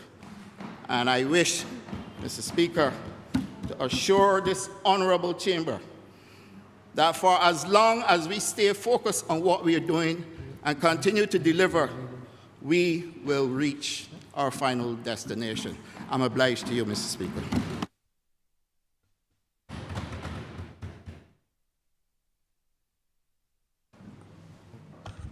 Honourable Member for St. John. Thank you, Mr. Speaker. I rise to support this bill on several levels. I remember sometime in the past, in a different capacity, I would have visited the area in Black Rock, trying to facilitate some youngsters from said area in agriculture under a project called Project Oasis. And I'm pleased, Mr. Speaker, that the honorable member from St. George South would have triggered an opportunity for those youngsters on the blocks at Black Rock. Mr. Speaker, you know, I constantly hear echoes from the past in relation to Project Oasis and how Project Oasis provided men on the blocks with weed whackers and lawn mowers that were sold immediately. But I am pleased, Mr. Speaker, to say to this chamber that several youngsters across this country would have benefited from that initiative called Project Oasis at the time. And a proactive Barbados Labour Party government is again seeking to empower those youngsters who are on the blocks all across this country. And we have started a new initiative called Project Dawn that is seeking to provide, as the honorable member for St. Michael Northwest mentioned, a second chance to move their life in a positive direction. And a proactive Prime Minister, Mr. Speaker, would have provided funds in my budget at the ministry to ensure that those individuals who oftentimes are seen as being up to nefarious acts are given a second chance. And unlike most people in this country, I will continue to refuse the notion that all the blocks in this country are negative and that only those same nefarious acts take place on the blocks. Because I have been there for more than 4 years interacting with those brothers all across the country. And shortly, I will be taking a paper to Cabinet to highlight the work of the block committee. A committee that was restarted in January last year, well, sorry, not January, during the course of last year since I went to the ministry, a committee that is seeking to empower those youngsters. And Mr. Speaker, there's several initiatives under Project Dawn, and Project Dawn is the new project that is replacing Project Oasis in this country. And we have held discussions with the SJPI, Barbados Community College, the Vocational Training Board, to provide an opportunity for those youngsters to enter those institutions and obtain certification at the same level as those persons who would be required to enter with 4 CXCs and 5 CXCs. And I could share with this chamber this morning, Mr. Speaker, the fact that at present, 35 inmates at Dodds, 35 inmates at Dodds are currently involved in programs under another initiative from my ministry, the Next Step training, that will allow those individuals to exit the prison system with an opportunity to either seek employment or start their own business. So this initiative this morning, this bill this morning, that will be pointed in a direction of helping youngsters on the blocks is a welcome initiative from 3 or so ministries are involved: the Ministry of Housing, the Ministry of Agriculture, and the Ministry of Youth. And we will continue, Mr. Speaker, to ensure that all across this country, technical assistance that can be provided to those youngsters that will buttress the one that is coming from the Ministry of Agriculture will be put in place to ensure that those youngsters who are on the blocks across Barbados have a fighting opportunity and a fighting chance to succeed. And, Mr. Speaker, I would only ask the member for St. George South, because it was reported to me that there's some land in St. Andrew, Belle Plaine to be exact, owned by the church. And I've asked, we've written way back then, seeking permission to use the land at that location for those guys who are on the blocks in Belle Plaine. To date, almost 13 years later, it is difficult to get permission from the church for those guys to engage in constructive activities at that particular location. But we will press on, and my ministry will continue to press and to seek support to ensure that those youngsters can get involved in farming as well. Sorry? It will come to you, Minister. It will come to you. And one of the things, Mr. Speaker, that the Minister of Agriculture did not mention just now, and I will continue to mention, that he is greening St. John. Because in a similar vein to what is happening with those youngsters at the blocks in St. Michael Northwest, I have youngsters on the blocks in St. John that is farming at Wakefield under an initiative called Project Phoenix. And I want to thank the minister for his engagement, for the fact that he came out and did the site visits, and those guys are involved. Mr. Speaker, there's a lot of money involved in agriculture. And I have been trying in my own constituency to enlighten those individuals about the availability of land and what can happen if they take the first step. Because if they take the first step, Mr. Speaker, I am prepared to take that second step with them. So I am not going to be long, but just to say that this government continue to be proactive as it relates to our young people, proactive in relation to different projects that are coming to empower them, proactive in making sure that those youngsters who would have made a mistake, that there's an opportunity to recover, to provide them with a second chance to reintegrate into society and become the type of citizens that we all know that they can become. Mr. Speaker, I'm obliged. Honourable Leader of Government Business. Thank you, Mr. Speaker. I beg to move the suspension of the House until 2:15, 2:15 this afternoon.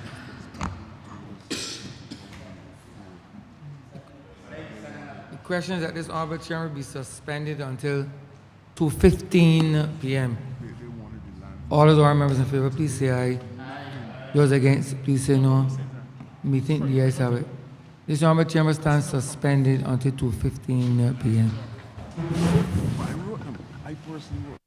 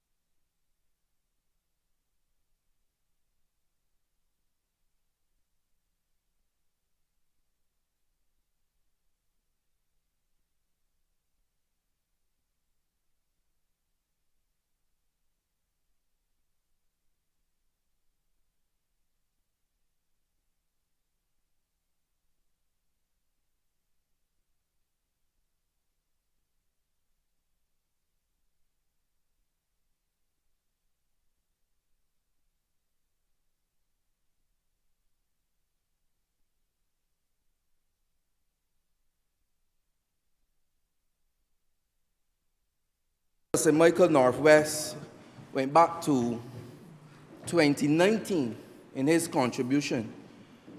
I, sir, remember in the early 20s, as a young boy in that area, discussions about using that farmland for positivity, youth engagement, farming, and the such. And that is why I want to take this opportunity, sir, to congratulate all the persons who had anything to do to bringing this to this stage this afternoon.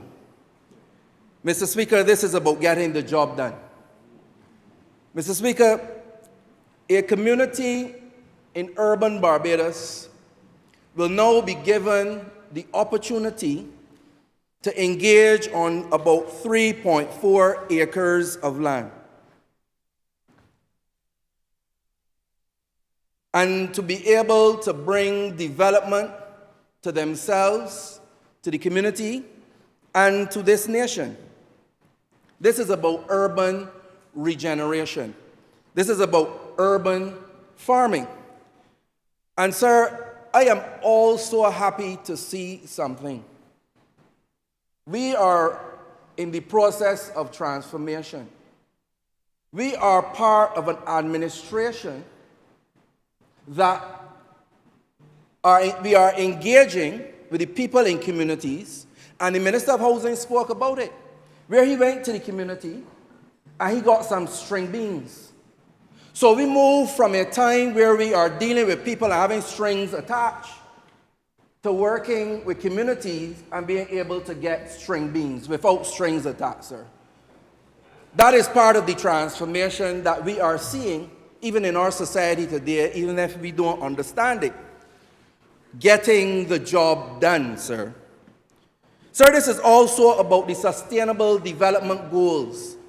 It speaks to a number of them, but I underscore this afternoon SDG 11, which speaks about cities and dwellings and ensuring that they are inclusive, safe, resilient, and sustainable.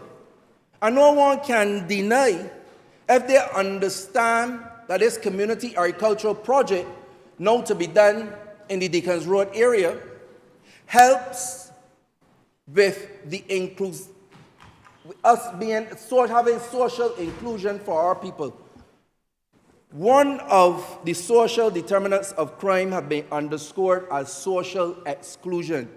People not feeling a part of the society and hence participating in crime or anything else is not a bother for them because they are not a part of your society.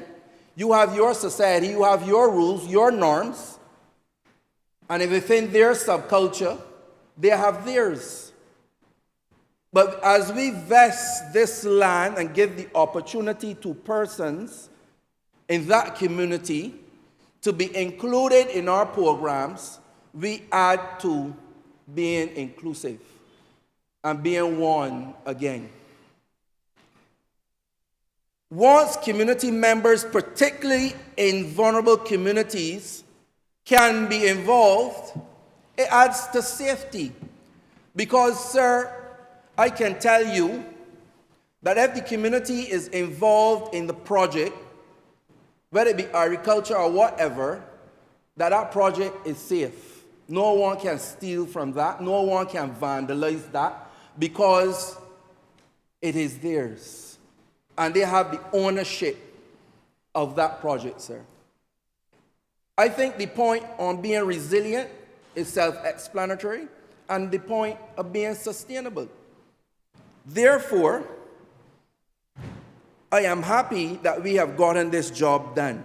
It is about getting the job done. Not talking about it alone, not putting it in a manifesto alone, but getting it to Parliament and getting the job done. Sir, this is also about the most important aspect of our work in this chamber. This is about people. People, people. People over politics. This is what this is about. So you see, this went from Jenkinsville, Ital, to the Crown, to the state under our republic, to the BADMC, to the people. You see the road that we've taken, the path. Jenkinsville, Ital, to Crown land, to state land. I can put in the Ministry of Housing in there. To BADMC, to the people of Black Rock. To the people. That is what is important. That is what I underscore. That is what I underline, Mr. Speaker. But as I move on, sir, very important in getting the job done is what does this project really mean for the people? This is about empowerment. Empowerment of the people. A project such as this, a project that I support, a project that I've advocated for a very long time, it takes so many boxes that you may need a second page, sir. Jobs or micro businesses, skills and training, a sense of purpose for those involved in the project, self-esteem and self-worth. I don't just have to lie. I am just not a nobody, but I am now involved in whatever you care to call the project at the end of the day. I am a participant. We talk about active citizenship. This, sir, is this active citizenship? Yes or no? I say yes. What do you say, sir? So it ticks the box of food security, as in having food, and food security of knowing what is in the food. Because when you grow food, sir, and you eat that food, you have a certain degree of certainty of what the food is. Is it GMO? Did it come from a lab? No, it came from the ground in Rosemont. It came from the ground in the city of Brashaw. It came from Lears. It came from Mount Hoya. Therefore, sir, I know what is in it. And that when I eat it, sir, I know what I am eating. And when it decides to pass, sir, I know what is passing. And that is what is important when we talk about food security and food sovereignty. When we throw around these terms, the people of Barbados, the people of this nation, must understand the importance of these terms. Food sovereignty. When we look at what is happening across the world, the volatile nature of the world today, will the ships be able to dock every day? Will the planes be able to land or want to land every day? And every time one of these projects are launched, sir, I sleep a little better knowing that if or when the day comes that we know that we have additional food security and food sovereignty in this nation. It also takes the block box, sir, of pride. Pride in your community, to know that I am part of something in the community.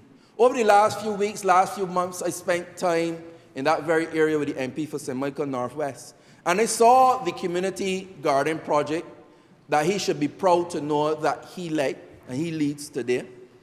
And I saw the need for more land because all the land is cultivating and all the land is producing. And I saw pride by the members of that community in that project. So they have pride and they can work and sell, so they have industry. And I don't know if anybody, when the last time we heard those words placed together, something called pride and industry that can come out of that project, sir. So that is why I have commended the Ministry of Agriculture and Housing, the senior minister who cannot be left out, the member for St. Michael Northwest, and the Prime Minister for getting this job done. But, sir, all the boxes are not ticked. We have some more boxes left, sir. The environment, sir, so we can have bush, rodents and rats and mosquitoes breeding, or we can have food planting. The environment. And I want to go to the psychological part of the environment. You are where you live. You are the type of environment that you live in. So if you live in an untidy, unkempt place, versus if you live in a place of beauty, natural beauty, the mind and the psychology operates two different levels. So inside of the psychiatric hospital, we have them improving the mental well-being of the persons in there. And now on the outside of the psychiatric hospital, we have a project improving the mental health of the persons on the outside as well. That is why I feel so passionate about this project and why I commend this project, sir. Sir, I can go to the financial and economic now. When we talk about agricultural projects, 3.4 more acres of food production, which helps with the food import bill, which helps with saving little foreign exchange. So we can take those boxes in the positive column as well in this project. And I see the Minister of Agriculture smiling brightly, so I believe I am on the right track, Mr. Speaker. Mr. Speaker, I want to take a couple more boxes when we talk about green space, nature therapy, but ultimately community spirit. We get in our places a public broadcast and in private conversations and say, you know what we need in this country? We need to bring back community spirit. Sir, this is a tangible example of bringing back community spirit as community members work together on this project. So it is no longer a lot of laba or a lot of long talk, but you have a project now where communities can work together and thrive together.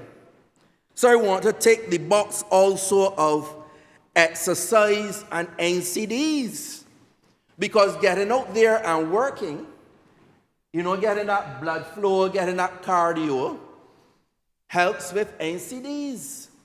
So if anybody, for my short few remarks on this resolution, would want to recognize that if they look across the front bench, you would recognize that this particular project touches on a number of your ministries and a number of your portfolios.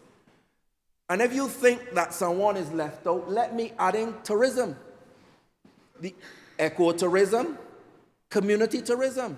What the member for St. Michael Northwest should tell the chamber is that the Bajan bus is passed on by him, and the tourists get an opportunity to sample some of the produce down there, and the tourists love it.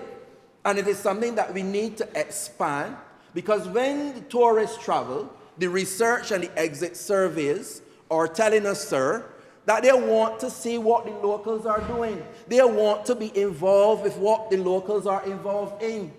And that open bus, Bajan bus, passing through a number of places, including Deacons Road, can now get the opportunity for an additional stop to be able to roast some bread fruits and to walk with some fresh organic string beans, no strings attached. This is yet another box that we have ticked in a single project that looks like a simple vesting of land, but can really be a revolutionary project, sir. I am sure the Minister of Labor is wondering now, where is his box? So I bring you to his box, sir. Because one of the things that you would notice when you speak to a number of young people and not so young people, I was speaking to a number of them in prison recently, sir. And one of the fearful things for me is that we have people in this country in their late 20s, their early 30s, they come to you and they ask you for some employment. And they usually ask the question, where was your last place of employment? Sir, Mr. Speaker, they never worked yet. Never worked yet. So that distance between leaving school and getting their first employment opportunity have been lost somewhere along the line. So when they do get into the labor market, sir, they're not prepared. They're not accustomed. They're not getting up. They don't have that thing about getting up and getting ready, sir. And I believe that these projects bring a level of discipline that allows people to thrive more in employment, in microbusiness, small business, or entrepreneurship.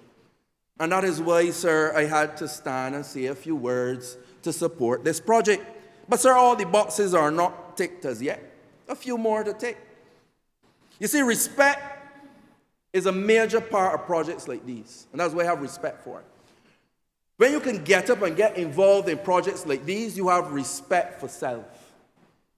As you work with others, almost like a team building activities, you have respect for others. As you work in a project like this in your community, you have respect for your community. And sir, ultimately, and at the end of the day, you have respect for your country. Getting the job done. The Honourable Member for St. George South, I believe, spoke about using this as an opportunity to tap in with these same community members, getting the opportunity to sell to the Ministry of Education through the School Meals Department, to the Ministry of Health through the polyclinics and the hospital. And sir, this is nothing to look at as too difficult, because even within my own projects, particularly Nature Fund Ranch, sir, I remember we had a contract with the Ministry of Health to provide all the squash and watermelon at one point. And these are the sort of synergies we have to build within the society, that government said, we are going to support you. That we can say X amount we allocate for you to supply. Therefore, that this is not just a feel-good activity, but this now becomes economic empowerment for communities. And although I am talking about this vesting of land at the psychiatric hospital today, sir, I want us to use this as a prototype that can be used in every single community across Barbados. An example, positive, fruitful, sustainable, that can be used across this country, sir. In closing, I want to encourage those getting involved in this project and the projects after to not stop at just selling your produce. I want you to partner with the Ministry of Small Business to see how you can go further into value adding. You must not only believe that you are beast of burden to just produce raw materials, but can you take it further, add value to it, and have more coming out of your labor so that you can be able to thrive even faster and thrive even more. Sir, I want to close by focusing on this project, one where we can see multiple aspects coming out of this. As the minister said, community gardens, we have the education, cleanup, landscaping competition, parish competitions. And I would encourage all of us to work together to get the job done there. Now, for the last few weeks, almost every time I am out in public and someone in the media or whatever, or even average citizens, they ask me about the peace truce. And so I have to do almost like a former prime minister in here and say, well, we done 3 or 4 steps down the road. We not even about just bringing peace. We about keeping peace and empowering vulnerable communities. That is what it must be about. It cannot be about just a tokenistic activity that we say, wow.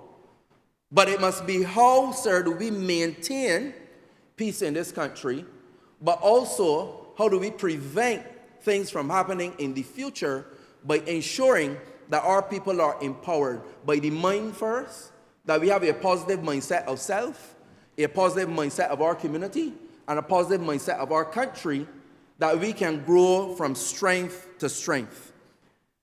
Everyone in this chamber, sir, knows that if we get all the policies right, we get all the esoteric things right, but we don't get it right with the people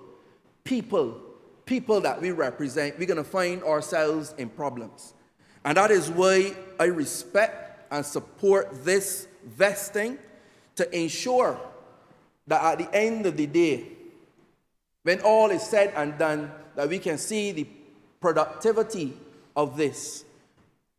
And not just being a politician, but being a peopletician, as we seek to do the best and make sure that we create a better life for all of our people. Sir, with those few words, I want to say that I support this resolution, and I give it my full endorsement. Thank you very much, Mr. Speaker.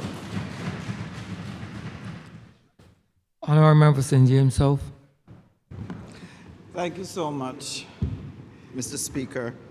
I want to congratulate all the previous speakers because they've spoken with passion and spoken in some detail about the importance of this program. And I really want to thank the Honourable Member for St. George South for making it possible for this land to be made available. The reason being the scarcity of land in urban corridors is a real, genuine problem. And it's so easy when you are in an urban area to assume that people in urban areas are not interested in farming. But I had a good wake-up call in St. James South. They are interested in farming. And one of the things that we've been doing in St. James South is that we have been facilitating as much as we can people's involvement in farming.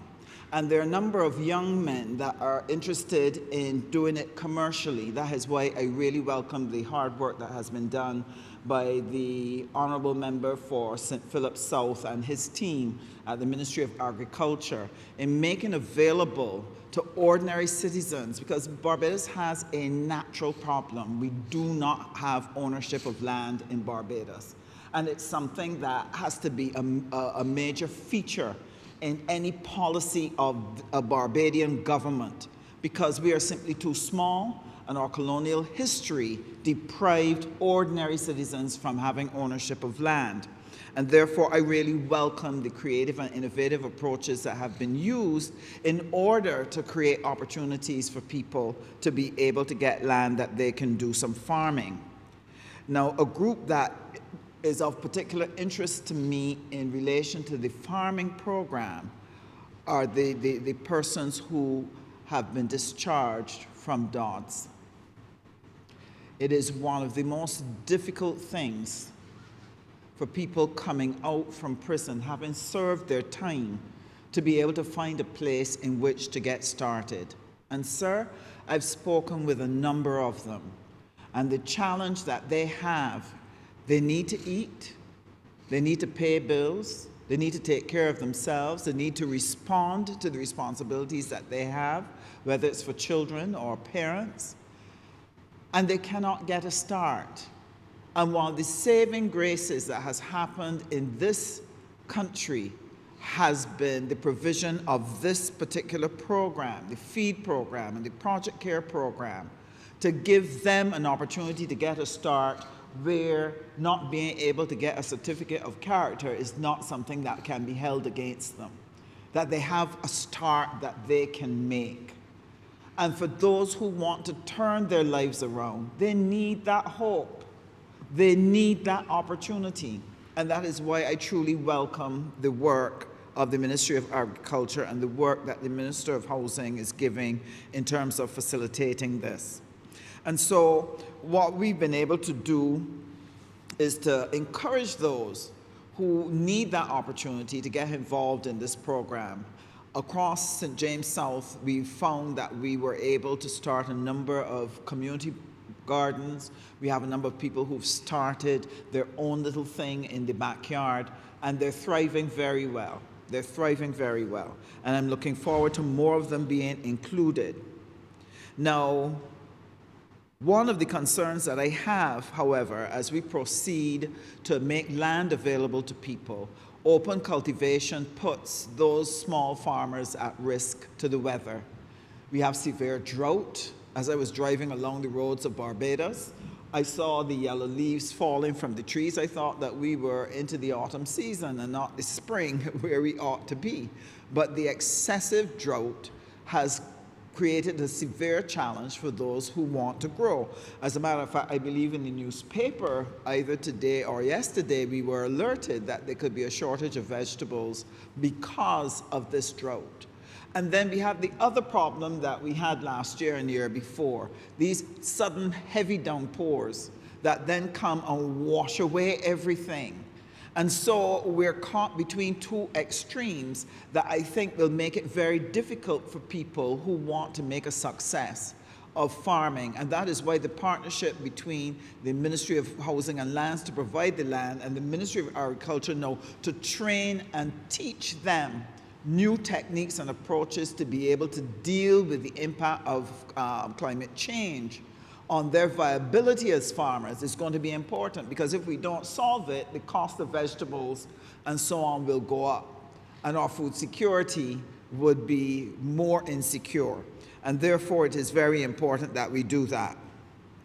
But I want to support the idea that was put that this is just a start. There will be people who will want to go on to be big commercial farmers. There will be some that want to move to agro-processing, to being able to take their produce and move it to another stage, or to work with other farmers in a co-op to be able to go after a specific venture in terms of the production of foods for Barbadians. Now, one of the areas that I'm very, very passionate about is that we need to take the produce that grows around us, Mr. Speaker, and produce the agro-processed products that provide snacks that are tasty and meaningful for children. One of the difficulties I faced in St. James South was when we wanted to start the gardening program. I discovered that a lot of families don't eat vegetables, parents and children alike. So I had to step back. Before I started the agriculture, I had to start a program in the constituency where we taught them how to take vegetables and present them in a tasty and an attractive manner in order to encourage children now to begin to use these things. And so it meant that we had to go beyond just the ordinary, just providing the land as we're doing today, providing the farming as we're doing today. But we actively have to work with Barbadians to get them to appreciate the importance of healthy eating. And it's the only place we're going to save the next generation from excessive NCDs. And therefore, we really need a program that will start to do that and to encourage that. And I think that if we can work together within the Ministry of Energy and Business, Ministry of Agriculture, Ministry of Tourism, I believe that we can start to look at what types of products, tasty dishes we can develop so that we have a strong chain running between land, agriculture, agro-processing, health, wellness, hitting the table. So that's something that would be important. In the Ministry of Energy and Business, one of the things, there are two things that I think we can work on. One is the formation of co-ops. Co-ops allow people who have limited resources to be able to pool together and develop a business strategy that helps them to achieve more than they ordinarily would trying to move on their own. The Ministry of Industry has provided an international food center where you can have access to the equipment that you need. Similar to the Ministry of Agriculture, everybody doesn't have to go and buy a tractor and a harvester and so on. It could be provided and rented. Similarly, the Ministry of Industry has provided the wherewithal where people with vegetables or product that they want to create and generate, they can come and do quick bulk processing so that they can serve a market consistently with product. And so that would be the further step that we would want to be able to make in terms of empowering people to get involved in Project CARE and the feed program, that we can look at what we can do to do further processing. And if we can develop a line of healthy snacks, tasty snacks that help our children to avoid the dyes and the salt, etc., and produce something that they will want to eat, that way we can ensure that we have health. Now, sir, being able to move this forward, one of the things that the Ministry of Foreign Affairs and Foreign Trade that we work on in that ministry is how can we get access to the technical cooperation that we need in order to develop a new agriculture for Barbados. We need smart agriculture. We need advice on how to deal with the soils. We need advice on how we are going to provide the pesticides and fertilizers that are organic in nature and not are going to be despoiling the soil and despoiling the air and affecting our biodiversity. And what we've been doing as a partner between Ministry of Agriculture and Ministry of Housing and Lands is we have been seeking the assistance of various countries and have had discussions with them. One of the areas that we've discussed is the whole issue of apiculture, production of honey. We've also had discussions on smart agriculture. How can we use technology and new approaches to combat the impact of climatic events on open field farming? We've had discussions, for example, on fisheries management, that this is going to be very important if we're going to develop the fisheries industry. So the Ministry of Foreign Affairs and Foreign Trade, we work hand in hand with our fellow ministries to help take the projects and the objectives of this government and help to make it real for Barbadians. And that is one of the reasons, sir, why we heartily support what is being put here before the people. Now, I just want, with your permission, to offer a word of thanks to Dr. Chelston Brathwaite for his tremendous support in helping us to develop the program that will shortly be on the road in relation to being able to grow tilapia as well as being able to grow vegetables all in a green machine. I really sincerely thank him because he was very, very supportive when I had approached him about helping us in St. James South. But when he showed me what he had, I said, this has to be for the whole country. And I'm very happy that we're getting close to the stage now where that can be launched and supported by the Ministry of Agriculture, because I think that having it at the national level will make a tremendous difference to people. There's only one other thing, sir, that I would want to raise, and that is if we're going to encourage more agriculture of certain types, we have to look at how we're going to effectively use land that is currently not in use. And if we can come up with an innovative way where someone who currently has a plot of land, they're not doing anything with it, they're not ready to build, is it possible that you can have arrangements with people that they can make it available to the Ministry of Housing and we use it to be able to provide, say, a 5-year program for someone to do agriculture or to grow something else? If we could come up with a creative way to use land that right now is remaining idle, it will do a lot to help accelerate our objectives here in Barbados. And so I throw that out to colleagues, and I trust that if we can come up with a meaningful way, it will do two things, sir.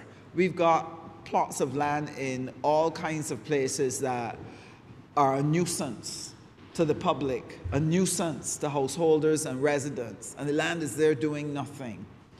I think that if we can come up with something creative and temporary, we should be able to advance our agriculture while at the same time making good use of land until it's needed by the owners to be able to convert it to whatever personal use that they have. But I want to offer my thanks, I want to offer my congratulations to both the Ministry of Housing and to the Honourable Member for St. Michael Northwest, who is getting these 3 acres. I'm trusting that they'll be able to find some for St. James South in the near future, that I too can get some agricultural plots in that area as well. I will be speaking very closely with the Honourable Member for St. George South. That's a promise he needs to make to me. I'm obliged to you, Mr. Speaker. Honourable Member for St. Michael South Central. Thank you, Mr. Speaker. I too wish to support this resolution for the vesting of these 2 parcels of land at Black Rock, and to join those who spoke before me in acknowledging the work of the Honourable Member for St. Michael Northwest and his leadership, as well as the Ministers of Housing who have contributed to making this a reality together with BADMC. Now, I noticed that the Honourable Minister of Agriculture started padding up early when he made reference to the land at the Pine Basin that we have spoken at length about. In fact, not only did he start padding up early, he took a single and put the honourable member for St. George South to face the bowling by making the recommendation very strongly to him that he complete the work of also having that land at Pine Plantation Road vested in the BADMC. For us to be able to do, as we have talked about for several years now, for us to be able to do a similar kind of project. And I just want to briefly remind the Chamber through you, sir, about the origin of that project. Now, I think it was as far back as 2016 when going through the constituency and coming up on that land and listening to residents in that area. And the area is interesting because it's residents of the Pine Gardens area, the area around by People's Cathedral, but also residents of Column Rock. So those residents form a corridor around that piece of land that has really several challenges. The challenges include the fact that for many, many years it would continue to be and stay overgrown. In the hottest months of the dry season, there would be brush fires that threaten the safety of residents and property. In the rainiest months of the year, there would be drainage issues. And in fact, one of the residents took it upon himself in collaboration with the Drainage Division of the Ministry of Transport and Works to be able to himself channel some of the water to make sure that it was not a threat to his property and to the neighboring properties. But apart from the issues with fire, with personal safety and security, because we know that overgrown areas in certain places also represent a potential hideout for people who may be seeking to avoid the authorities for several reasons, and we had heard about several of those cases, but also some of the drainage and flooding issues that attended. But on top of that, it was simply something that, sir, I hate to see in this business of governance, and that is a wasted asset. It really was just, and continues to be until we get the project going, a wasted asset, a tract of land that could go to use the people in the community that we have not been able to use. As a matter of fact, one resident, a lady in Column Rock, suggested to me when I visited her, she said, I really just want a little piece of land behind my paling to be able to plant some things. And really, just like how the gentleman who went to speak to the member for St. Michael Northwest started something in his mind, when she spoke, she also triggered something with us that apart from potentially having an area in the foreground of that area at Pine Plantation Road that could be for recreation, because it is a pretty substantial area of land, that we could also have some community farming. And so this was the idea that I put to the Honourable Minister of Agriculture to ask how soon we could have this dealt with. In the interim, I do have to say thank you to both the team at Agriculture and the officers from Transport and Works, because they did do some work to level the area and at least to address the issue of safety and the overgrown trees and shrubs in the area. But apart from a wasted asset, sir, I also hate to see wasted resources, because the time and effort that it took to go and remove and clear that land, really, it was meant to be cleared to begin works. And so what we have now is a solution where it will become overgrown again. We are approaching the hurricane season. And we know that time is of the essence and timing counts when it comes to being able to do these works, because we will have to go, we will have to clear the land, we will have to prepare the land. And I know that we had intended to have this area be used for shade houses.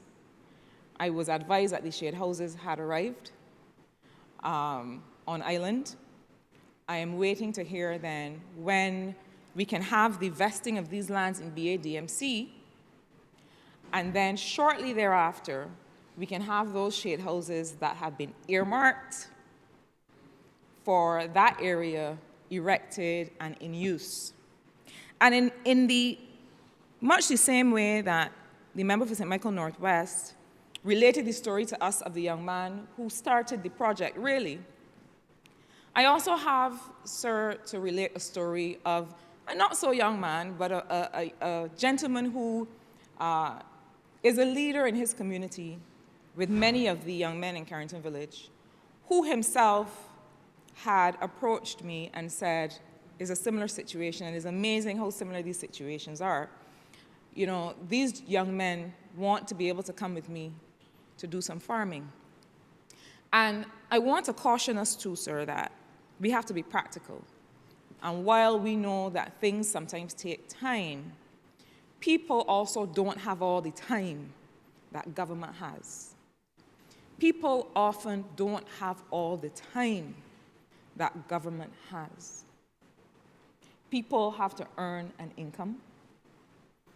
And while, you know, sometimes when I talk to people and I'm not able to give them an immediate solution, but I know that one is coming because I am working with my colleagues to get one, I have to always say to them, I want you to hang in there. And if you feel that you're not hanging in there, I want you to pick up the phone and call me. Because I think sometimes we feel that, man, look, these things take time, you gotta wait, you gotta be patient. And yes, I think that many of the residents for whom we're responsible have a good relationship with patients. But sometimes it's out of your hands.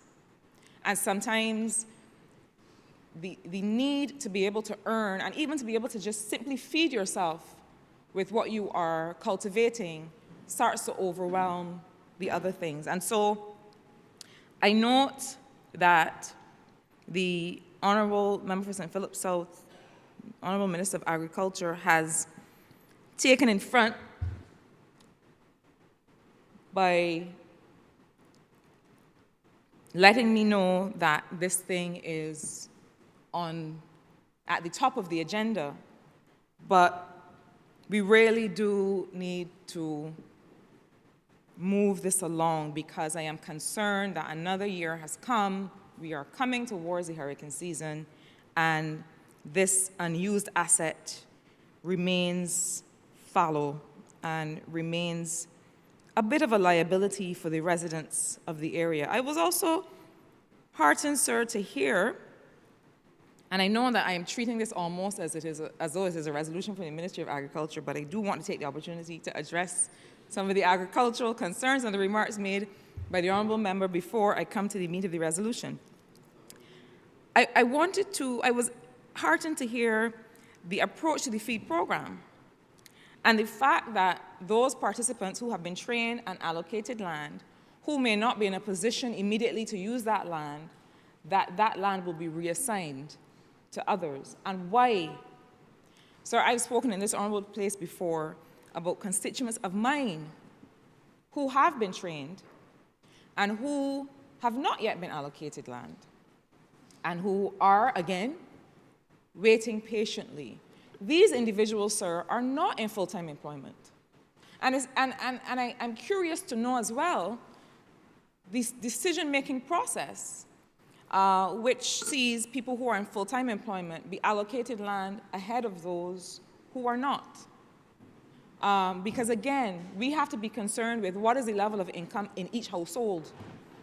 If I have household A that is already receiving an income and household B that is not, surely I must prioritize household B in terms of the allocation of resources. So I am encouraged to hear that there is an expiration date on these lands and cultivating them, and that if they're not used, that they will go to people who can make better use of them. But I also want to encourage us to pay some attention to the criteria that we're using for who is allocated land under the feed program, because I do think that this is important. Sir, as I come to the meat of the resolution quickly, I want to start in the place that the member who led this resolution started. And he began by giving us quite extensive data on the issue of NCDs and some of the nutrition concerns that we have in this country, in this region, and in the world. And I was happy to hear his emphasis on data because I had occasion just today, and I've said in this place before that we need to use evidence. I had occasion just today to point out to, or hopefully within earshot of, the gentleman who leads today, as of today, the Democratic Labour Party. Checking my watch because who knows what will happen. But I had occasion to point out that with respect to the question of loans and interest rates and so on, I'm on the question of data, sir. But with respect to that question, Appendix C of the Estimates of Revenue and Expenditure lists every single loan that under which this government is contracted. Not only does it list the loan, not only does it list outstanding amounts, it also lists in the notes the interest rate amortization for every single loan. Further to that, loan contracts of the Caribbean Development Bank, the Latin American Development Bank, the Inter-American Development Bank, and several other institutions with which governments has loan arrangements are laid in this honorable chamber. And I had to say to those who were calling for these hot and sweaty calls in the public space for information that is on the Parliament website, that if you go in and do a keyword search, L-O-A-N, loan, I just did it right here, sir, you will find a list, L-O-A-N, loan, of all of the loan contracts that have been laid in this place. So before we go making all kinds of claims and calls, and that gentleman likes to call things and people hot and sweaty, but this seems pretty hot and sweaty to me. Do a search, and you will find the information that you are looking for. Sir, that was just to emphasize the importance of data and evidence as I continue to support this resolution. But I want to start on the question of NCDs. And the honourable member talked about the importance of this kind of project where we are growing food, people are growing food for themselves. He spoke about how he used to eat food from neighbors and from the backyard. My mother had a kitchen garden. I've talked about it all the time. My mother, helped support us on that kitchen garden and fed us from that kitchen garden. You couldn't sit down at the table, sir, without her. Sometimes we would try to avoid going and getting some lettuce from outside. We used to put it in the middle of the table and break it off, like how people break off bread. Break off a leaf at a time. No fancy salads or anything. That's just how we used to do it. And we were able to go and make sure that we got healthy food in that way. And he also talked about some of the other things that we need to do. And I'm constantly going back to some of the things that have been a part of this, of the manifesto of this Barbados Labour Party administration. One of those things is the idea of wealth for health. Wealth for health. Those grants and the evidence suggests that it is cheaper for a state, for a government, to reward people for taking care of themselves than it is to try to fix all of the NCDs through dialysis, amputations, through having to find prosthetic limbs, all of this care that you rush in with after the fact, that costs the state so much. A fraction of that could go into, before the fact, helping to reward people who are sticking to their treatment protocol, who are taking their medication on time, who are exercising, who are tracking their food and eating well.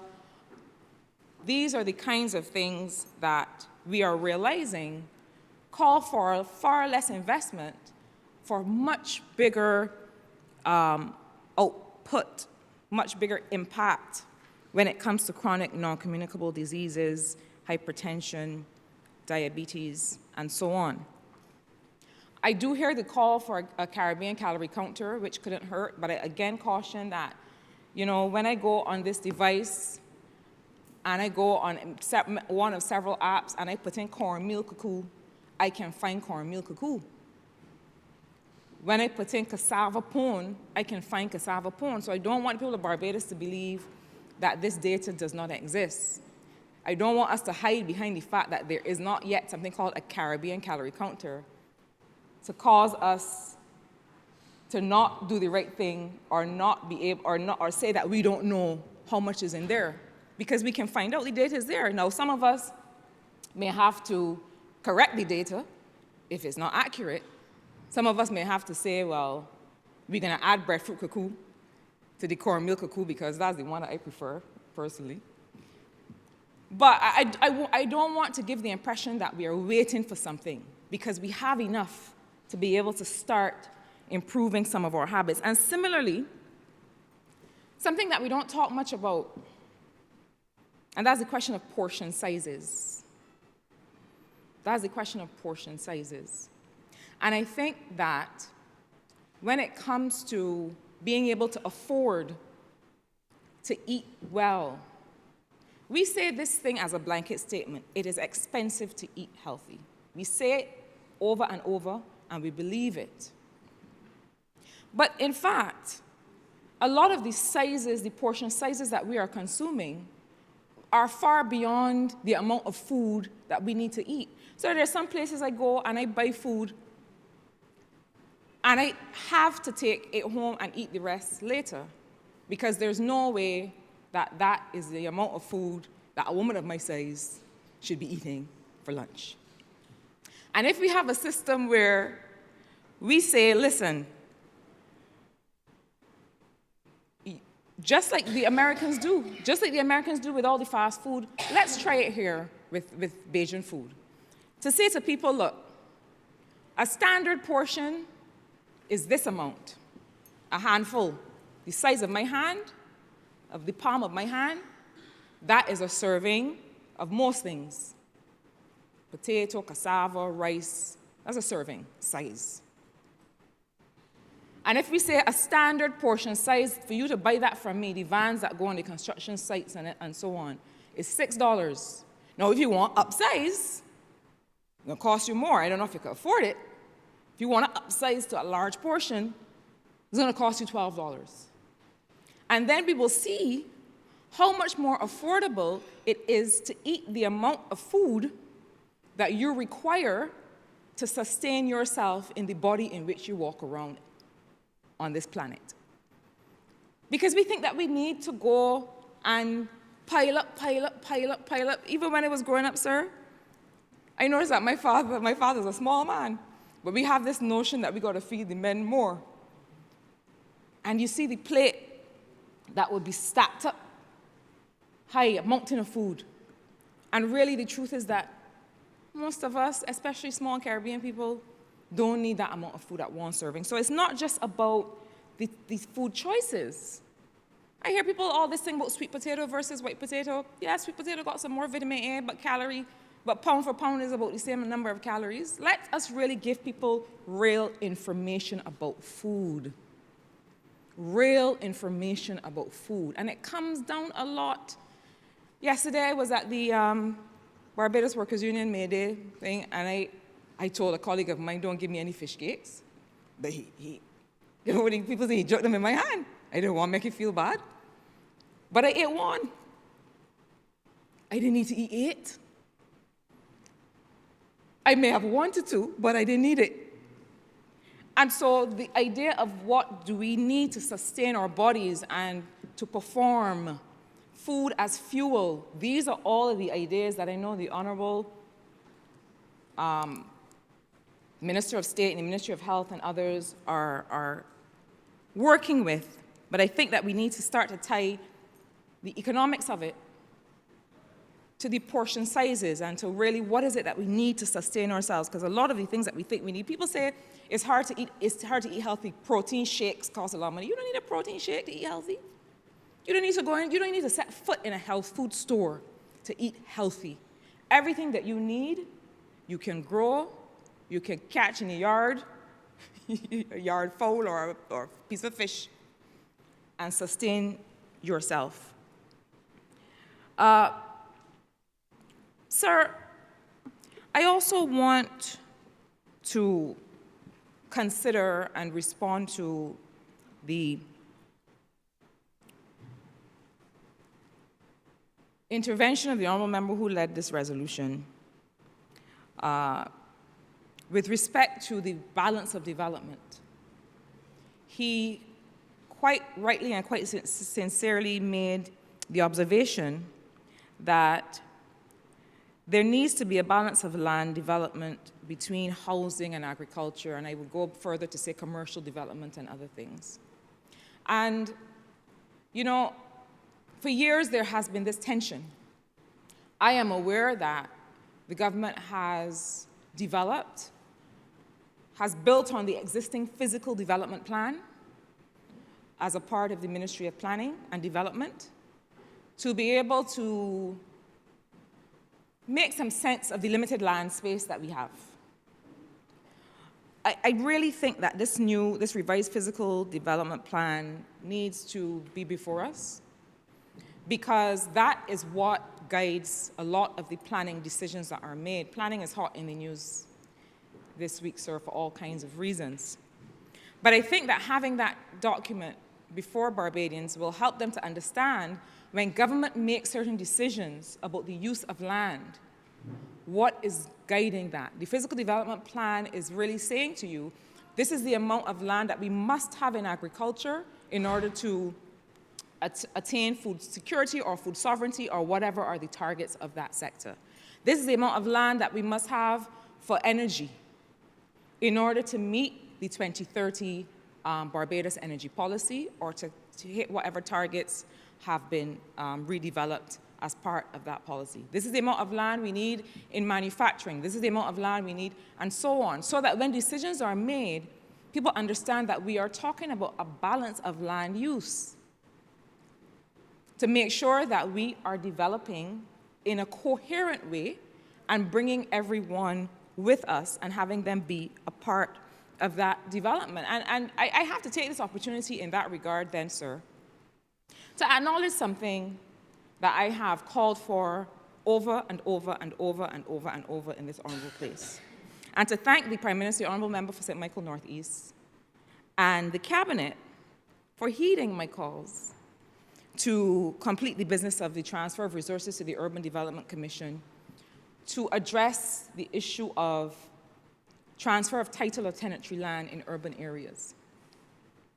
Because, you see, sir, as you well know, the business of urban development is that everything must happen all at once in the same limited land space.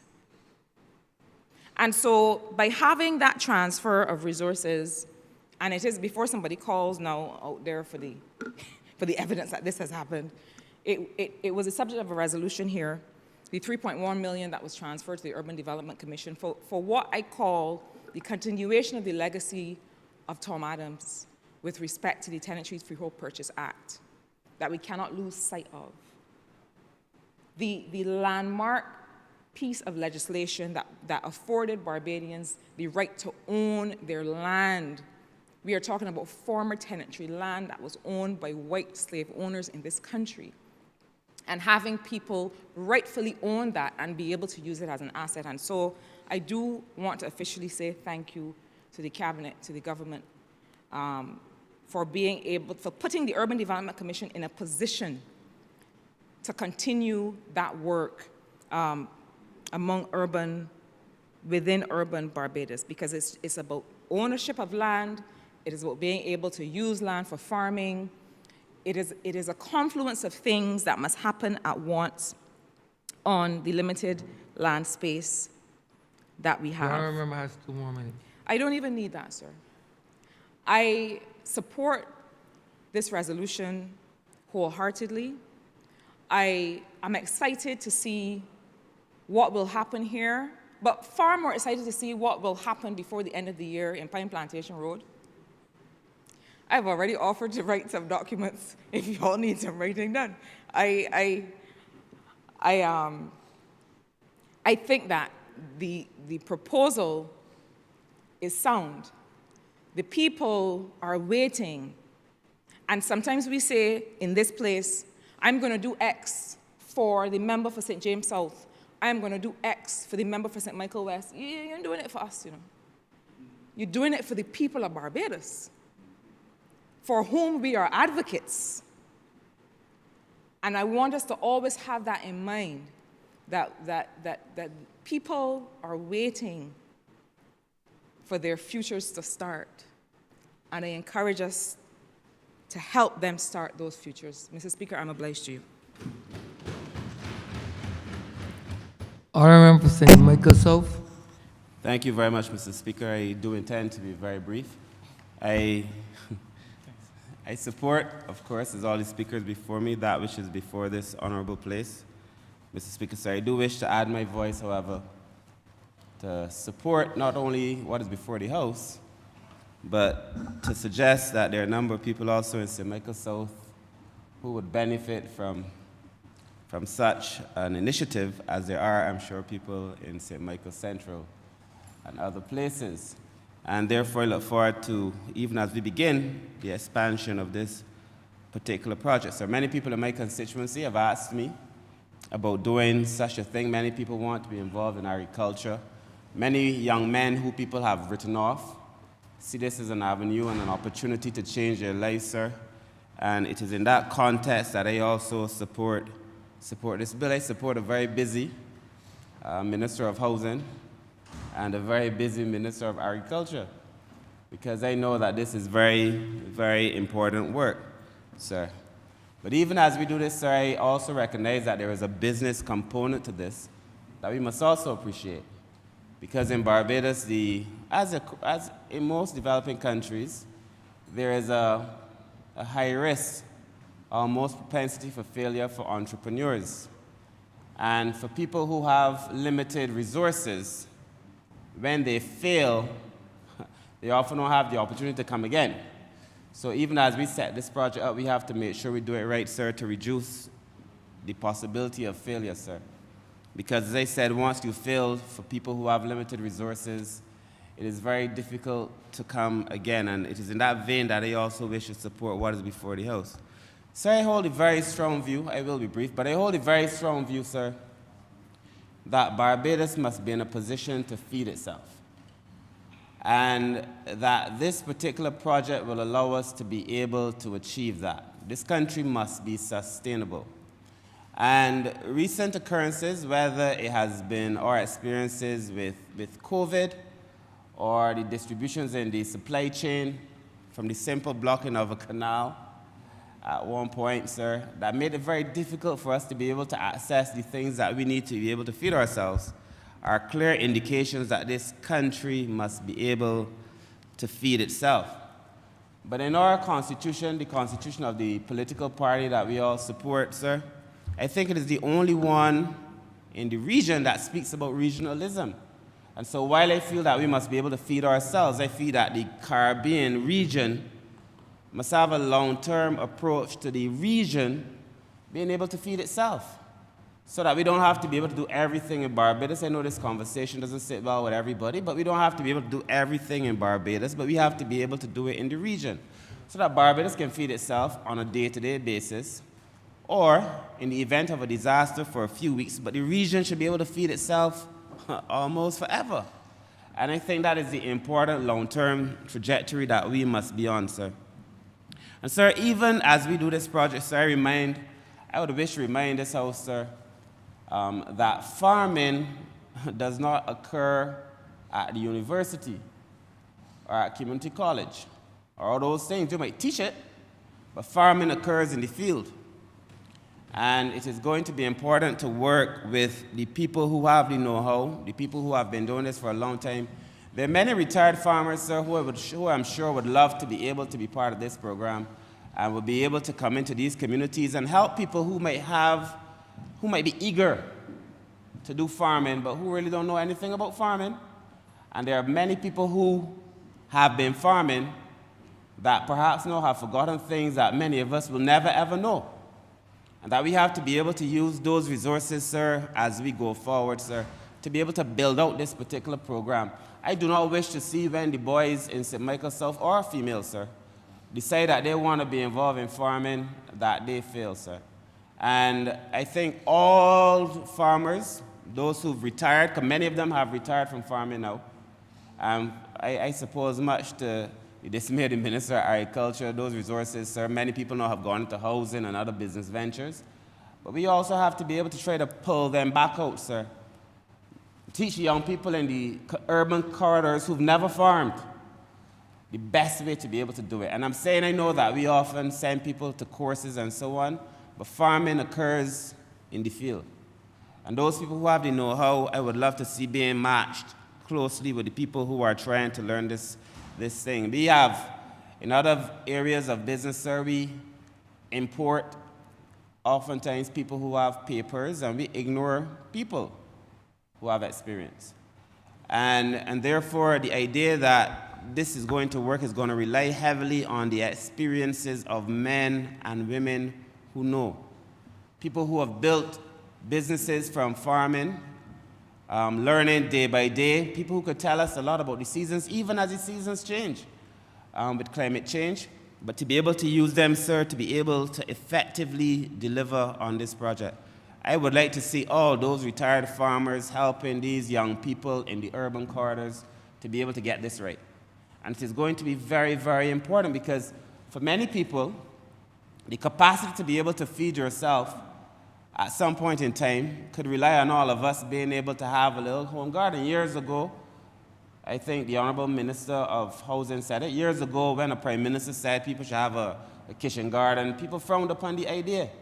People frowned upon the idea. But now it is becoming quite apparent that it makes sense to have a little garden where you could grow your own things. And, you know, things become cool, I think, in their own time. And this, sir, is an idea whose time has come. And yes, it is now very cool to say you have your own garden, you have organic produce, you know, you grow your own things and so on. I think these are going to be important as we go forward. So this, if this is done right, and I think what we have, the model that I've seen, is a right model, but if this is done right, we have the opportunity now to reduce poverty in this country. We have the opportunity, sir, to begin the process of reducing inequality. And people can be self-sufficient, yes, but they have the opportunity to be involved in meaningful production. I have said, sir, when we start talking about the productive sectors in Barbados, I've made the point on several occasions, and I make it here again, that the productive sectors must be about people. The Ministry of People Empowerment, I spent so much time in that ministry as social transformation. But the Ministry of People Empowerment, sir, should be a productive sector. To the extent that we've moved people, and the PM says, you know, we have to move the people from being a point of dependency, being dependent, to independent, to interdependent, where they can give back and generate their own revenue and generate wealth, sir. If we are able to do that, you see, I think oftentimes when people think about the social sector, they only think about it in terms of a little handout. Somebody's going through a little difficulty, they need a berry. You give them a berry. But this is about a lot more than that. If this is going to be sustainable, then we have to be able to ensure that people don't only have it when they need it. Because for most of us, the capacity to be able to eat and to save and to send your children to school determines or is determined by the fact that you have generated a little bit of excess, a little bit of profit to be able to move forward, sir. And I think that this opportunity before us is great, sir. I also feel, sir, that many persons, I was just speaking to the Honourable Minister of Labour, the Honourable Member for St. Peter, sir, about a call we had in relation to NIS. And many people in this country are still not making their NIS contributions. And I say so because there's so many older men, women too, but mostly men, who come before the Ministry of People's Empowerment, sir, who have not paid enough contributions. And as older men, they have no kind of income at all, and oftentimes they have no place to live. Because, men are young and they're enjoying their lives and they're visiting many houses. It's the reality. They're visiting many houses during the course of their youth, and they're spending their energies doing God knows what. And then as they get older men with no income, having not made the contributions to NAS, and many of them sometimes, the skills that they have, if they have arthritis or if they've lost their sight or partially, they can't earn an income, you can't use their skills, then have to be able to rely on the state. You can't go and tell those men to farm, but at that age, they've never done it. They're hardly going to be able to learn it. But I suspect so many of us would be able to feed ourselves. Many of us, if we take this seriously. I see this project almost as the underpinning, really, of our social transformation, because it hits all the necessary boxes. It ticks all of them. It takes the box in relation to teaching people skills, completing the circle of enfranchisement that PM is always talking about, giving people opportunity, breaking that cycle that we have to break. Sir, you would know. And a reporter called me over the weekend asking me about unemployment and if I think that's going to change the status at welfare. Sir, the situation there is such that there are generations of families in poverty and before the welfare department. Generations of families in poverty before the welfare department. Poverty is nothing that's passed on from one generation to another in their DNA. These things are systemic. And if we're going to break that cycle, we have to be able to do what this project does, which is to give people skills, complete that circle of enfranchisement, give people the opportunity to eat, but also the capacity to earn, if necessary, from this. And, sir, this is how I view this project, sir, as being extremely, extremely important, sir. And I caution those again, I'm not the minister responsible, which is my good friend next to me, the minister for labor. But I would like to advise older people, younger people, before they get older, and older people too, before they retire, to make their contributions to the NAS. Please. Because many people are coming to me and asking me to intervene when they have not made the contributions during the course of their lifetime, and then find themselves in a situation where it's very, very difficult for them to be even able to feed themselves, sir. So I would like to make that request known, that while you have the opportunity to work and to earn, whether you're an entrepreneur or not, to pay your NAS. And if these young men and young women start to generate enough revenue, to find a way to allow them to pay a little trala to their NAS, so that eventually when they get older, they won't find themselves in that particular position, sir. The other thing, sir, that for all of us who studied history, we would remember, and again, sitting next to you, I remember for St. Peter, most of the time we have these little conversations, but we would remember, sir, history would have told us all that in cases where people were either slaves or in the immediate post-emancipation period in Barbados where freedom was only a word, because in other countries you could run to the hills and run. In Barbados, you really had to go back to the plantation if you wanted to live. And what many people ate during slavery and afterward, that our taste buds have gotten so used to that we call good food, was slave food. The reject, sir, of what master had. So a lot of the parts of the pig that the master wouldn't eat, we learned to make into delicacies. We say we enjoy it.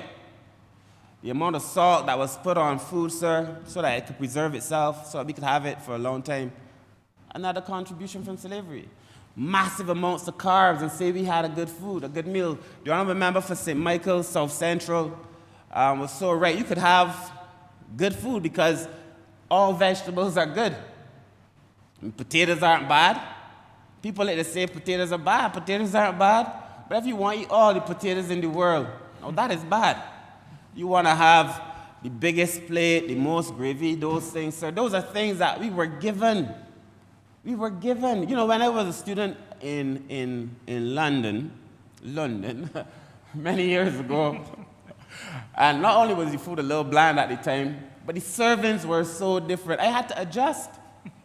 Because when I first started seeing these servings, when you go queue up for food, it's not like here. When you queue up for food in Barbados, you get a big plate. There, one scoop, a little bit of greens. A plate full is less than what we would call in Barbados, maybe even like a handful. And you learn to live on that. Eventually, funny enough, you learn to accept that you could get full on that. We have to adjust a lot of the things that we are doing, but we have gotten so used to this food in these big portions. And we enjoy this amount of salt, this amount of sweets, sir. All of our drinks, we take lemonade, it's healthy. But when you put 4 or 5 scoops of sugar in lemonade, it can't be healthy anymore. Well, the lemons are healthy, and the water is good. But when you put all this sugar in it, it's not good anymore, sir.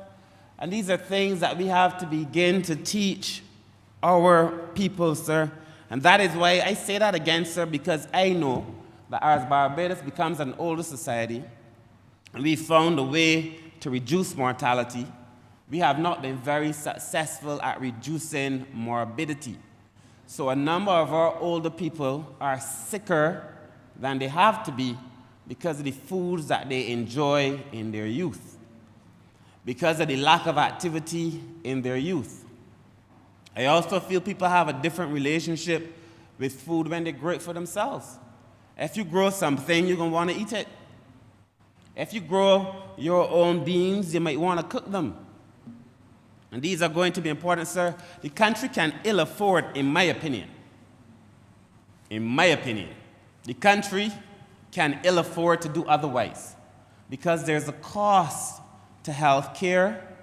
There is a burden on the social sector, sir. When people are busy, but their older families, sir, are extremely unwell. I'm not saying that people won't get sicker as they get older. This happens. But the rate at which Barbadians are becoming ill, these NCDs, a lot of it is because of the foods that we're consuming. And that is why we have to be able to grow the things that we wish to eat, and then having done that, to eat, sir, smaller portions, I think. It's very, very, very important. So I had a conversation recently with somebody telling me about the government trying to limit people's freedoms because we're trying to stop children from drinking soft drinks, and all of us grow up drinking soft drinks, and what kind of government this is. And I say, well, it's a government that cares, obviously, about your child. Obviously. Because if I'm saying to you that I don't want your child to be having X amount of Bims and fruities, I don't make Bims anymore, juices and soft drinks, sir. And people feel that you're putting some burden on them, sir. Many people don't realize the benefit of the things that you have to do, sir.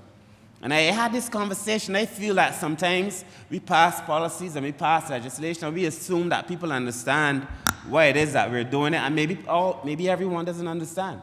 And maybe we have to talk the country through it over and over and over again. I know we've been talking about doing little videos on the reasons why we do things and how we did things. When I was in Maritime, we used to say we have to go back to get to the future.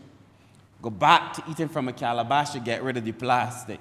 Go back to the old fishing methods so that you don't overfish. You have to go back to get to the future. Go back to eating the things that are good for you. Go back to every person in the community looking after the other people in the community. Because the things that we took for granted now are no longer happening, sir. Sir, sometimes I see people come, and I'm sure somebody's going to say there's a reason for it, but I see people come asking for support in households, sir, where the collective income of the household is more than enough to get the household through. But you have one house, and every person in that house doing their own thing, and we haven't learned to live as a people, like other ethnicities have been able to do. And that to be able to break this cycle of poverty is going to require perhaps that we go back. We have to go back to that. You know, the truth is, sir, is my view, again, that a lot of what we now suffer from was deliberate again on the slave plantation, to break down the notion of family, to break down the notion of society. You enslave a man in his mind, you enslave him for a long, long time after you remove the chains. That is what we're dealing with, even in relation to the things that we eat, sir. So, sir, as I close, because I said it wasn't going to be long, sir, there are a number of people asking for all kinds of things. A number of people. And people want us to be able to deliver certain things, sir, because, you know, it is easier to come and say, here, have the sweet potatoes, or have the fruit, or have these things, sir. It's easier. But it is not better in the long term. It cannot be better in the long term. First of all, it's unsustainable. But if you have the capacity to be able to do this for yourself, nobody can take it from you. When you learn to be a farmer, if you are 100 years old and your mind is still intact, you still know how to be a farmer. You can still teach somebody else how to farm.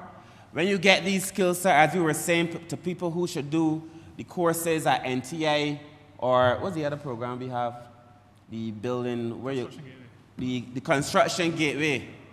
When you learn those skills, nobody can take them from you, sir. And the government has been so complete that even if you start a project like this and you need some assistance, you can go to the trust loans. You can get the support there, a little $5,000 if you need to. Get some additional training there. The Ministry of Agriculture has made available all kinds of resources. This does not happen. I mean, we are taking things for granted that don't happen any other place in the world, sir. So I support this, sir. I ask Barbadians to support it, to come on board. There are young people, sir, who are messaging, asking for opportunities, sir. Come on board, see what this is all about, sir. And understand that ownership of a skill, the capacity to be able to say, I moved this land from this to this. The capacity to be able to say that I fed myself and my family, sir, that is invaluable. This project is invaluable, sir. And so I wish to support this project, sir, and that which is before this house. Thank you very much. Honourable Member for St. Michael East. Thank you, Mr. Speaker.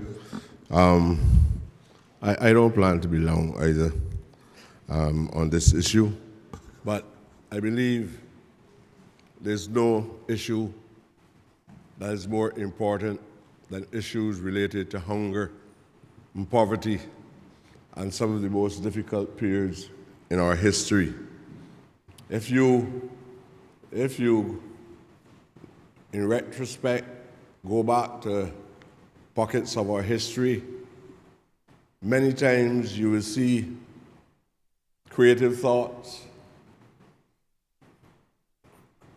developing creative models to address the historic or rather historical materialistic nature of the society at a specific time in history. You just look back at history and you see when these new models emerge, whether it's in the 1930s, whether it's after the revolutions across the world, not only in Barbados, you see creative ideas come up. And it's a mystery on why it is that at these critical points in our history, this thing happens.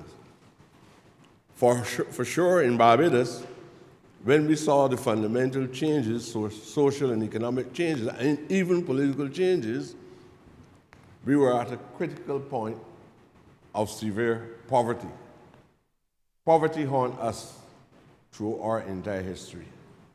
And the concept of self-reliance emerged out of those difficult times, even during the slave period, because we had to look in order to supplement what little was given. And in many cases, we had special provisions, special land space for us to grow some food and so on. And in the 1920s, in the early 20th century, we saw the changes that came as a result of struggling with poverty and starvation. Sir, this is an exercise that we have to bring the public along with us. Right now, it is among parliamentarians and most of us who hold leadership positions in this country, we have a body of concepts which is mirrored in a project called CARE. But many people do not fully understand the tenets of CARE. And therefore, they are not aware that they're responding to something that is relatively new. In other words, they're probably not seeing the revolution before their eyes. They're like Rick Van Winkle. You know,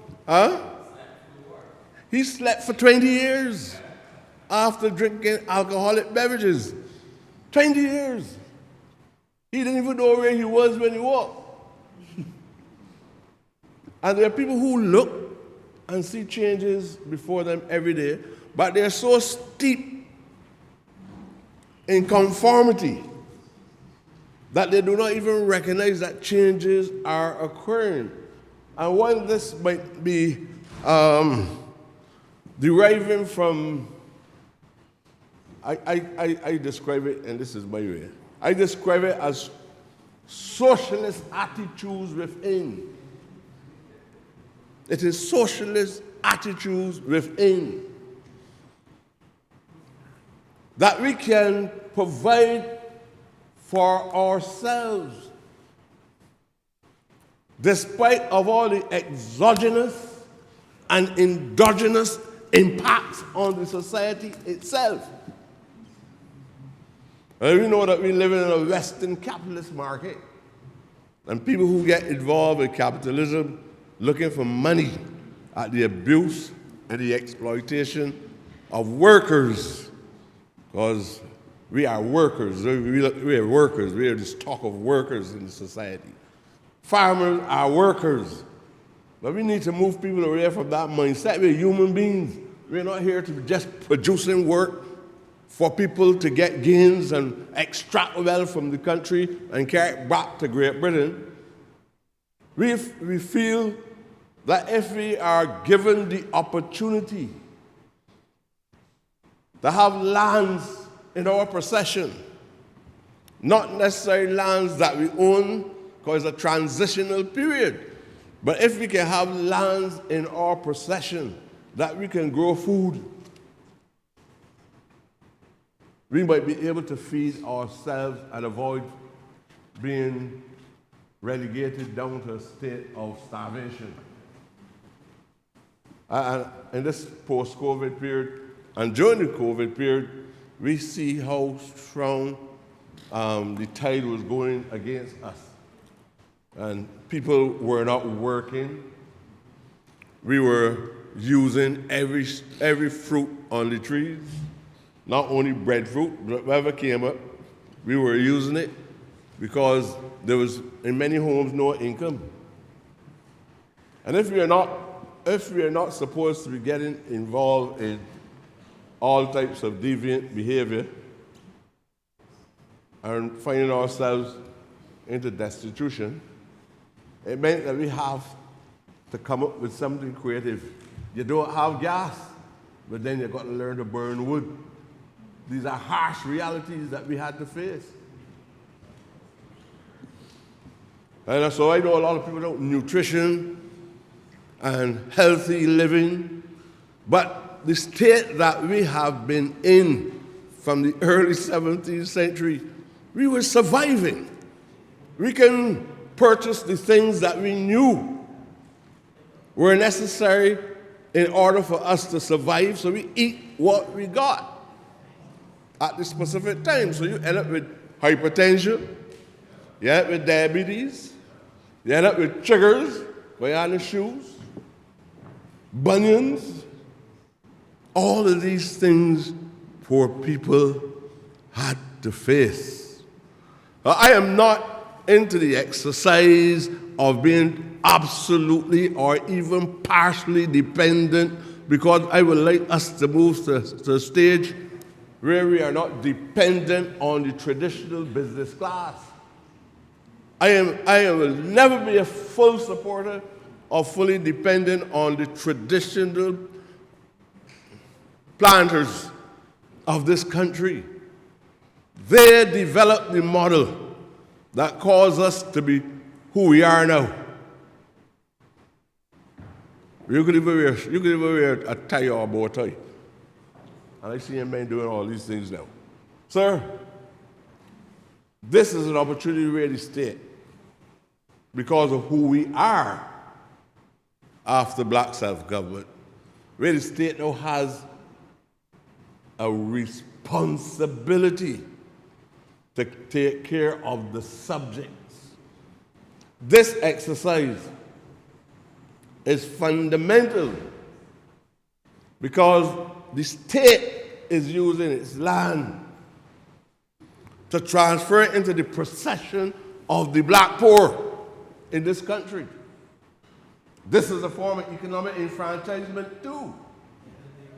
Not monetary rewards alone. This is a form of economic enfranchisement. It is ownership. Some of us, because we are educated, we got to put ownership in inverted commas. But possession is possession anyhow, because all people are always in possession of land. And I am proud to know that this step has been made by the Honourable Member from St. George South in making 3.3 acres of land available in Black Rock, especially to the young men of Deacons, the farm, Ferniehurst, the Black Rock area. It's really an extension of a model that I started a few years ago in the Pinelands, and the Israel Level Foundation started in the Pine Basin, which is a model that, because there were very few non-governmental institutions at that time, making a request on the state for land for young black men and women. Not just men on the block, because all black men and all black women are not men and women on the block. But we made a request, and I got over 7.5 acres of land in the Point Basin, which the state took back some from me. The Pinelands also had some. And there were young men doing farming in that area. I tried my best to try to explain to them the transition that they were taking us through, and try to get them also to engage other young people within the community to work along with them to produce food. It was a necessity. If there is no philosophical underpinning, people will never understand why a government will ask poor people to go back into the land. Those who are in the forefront of this program has to be constantly talking to this society, even to get them to go and work land in their backyards, so to speak. Because there's a scar, and the scar is grounded in the attitude and the behavior of people who treated us the way they did since the 17th century. They even shaped the cane holes for us and tell us what size the cane holes must be, and tell us we're not getting paid. You know what it meant, or you know the kind of brain damage that occurred from the 1620s until now that has caused our people to have a hatred for our agriculture. And if this government can do this, I'm not talking about theorizing or a combination of concepts that we call a theory or we call a model or paradigm. I'm not talking about that. It's all right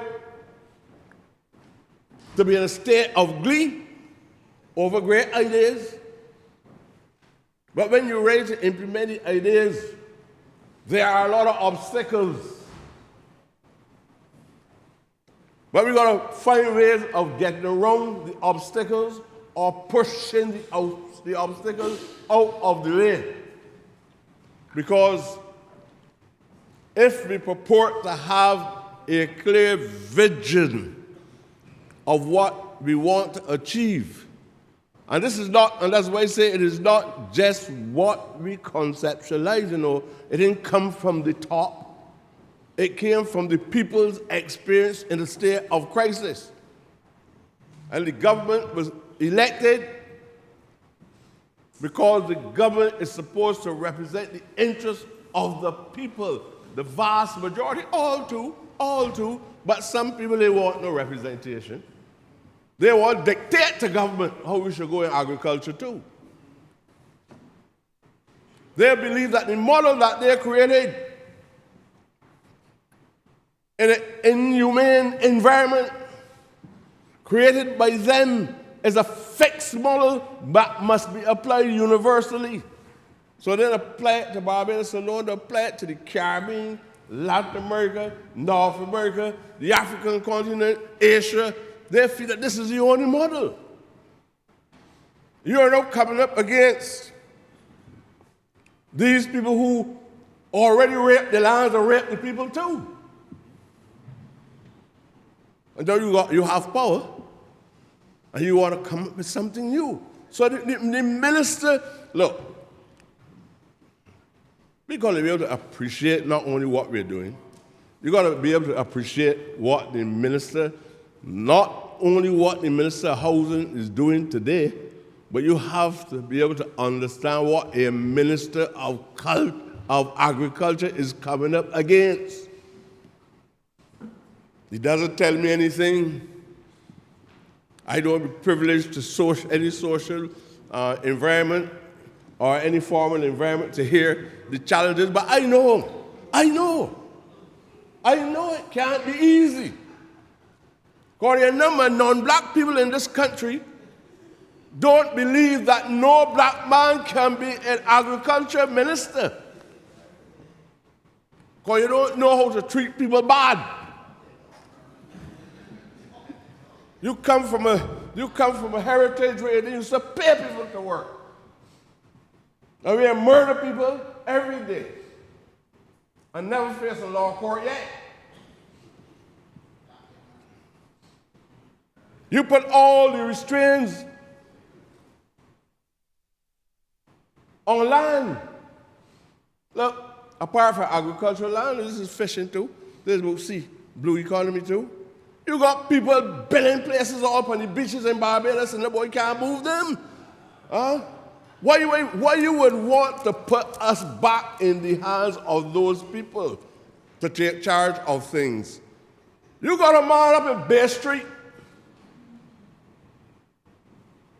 One of the first businesses in Barbados, one of the first government units in Barbados that entered in an agreement with this man who is doing something that is illegal in CBC.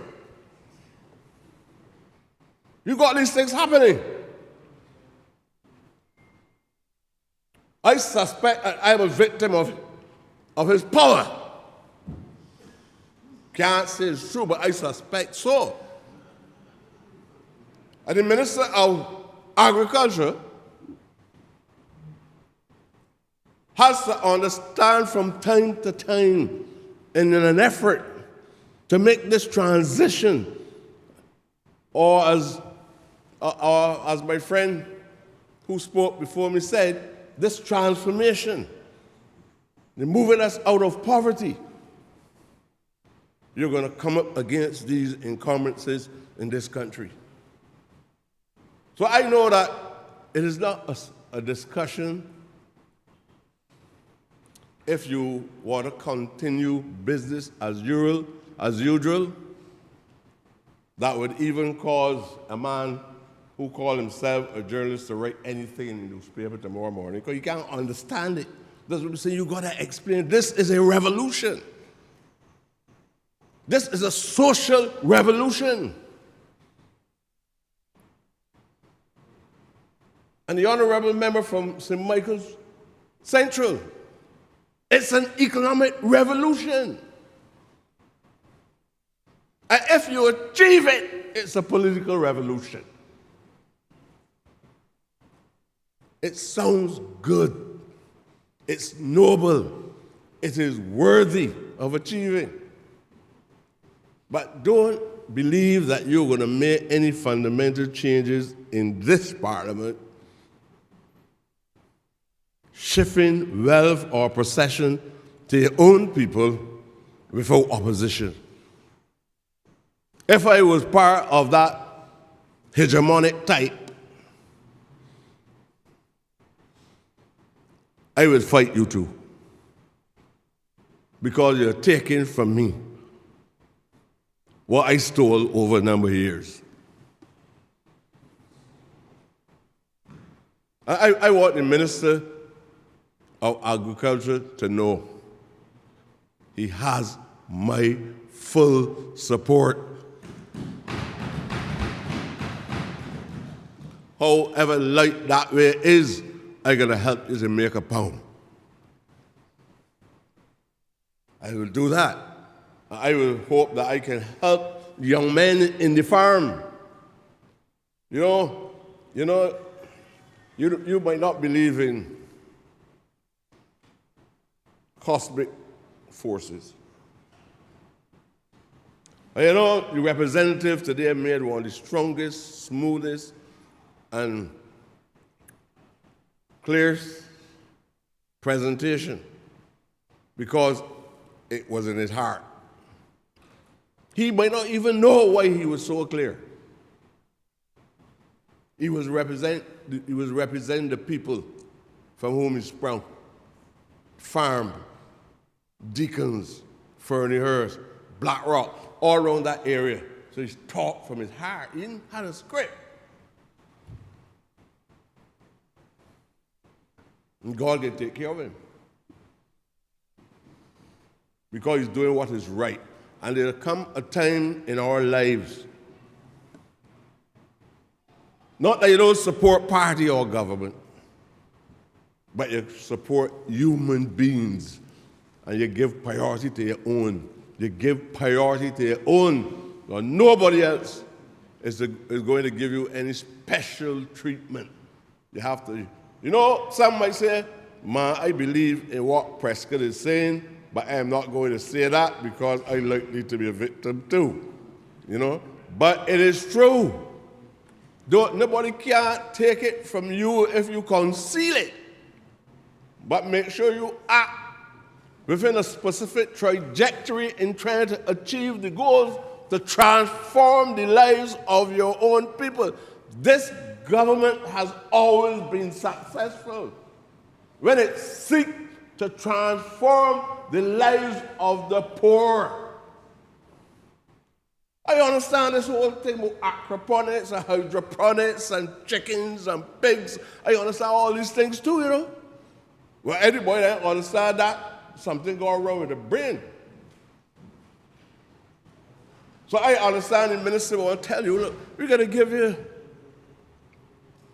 10 aquaponic machines in each constituency, and that is arithmetic good 300 across the island. How much chickens we give to you, how many private people contribute to the chicken distribution.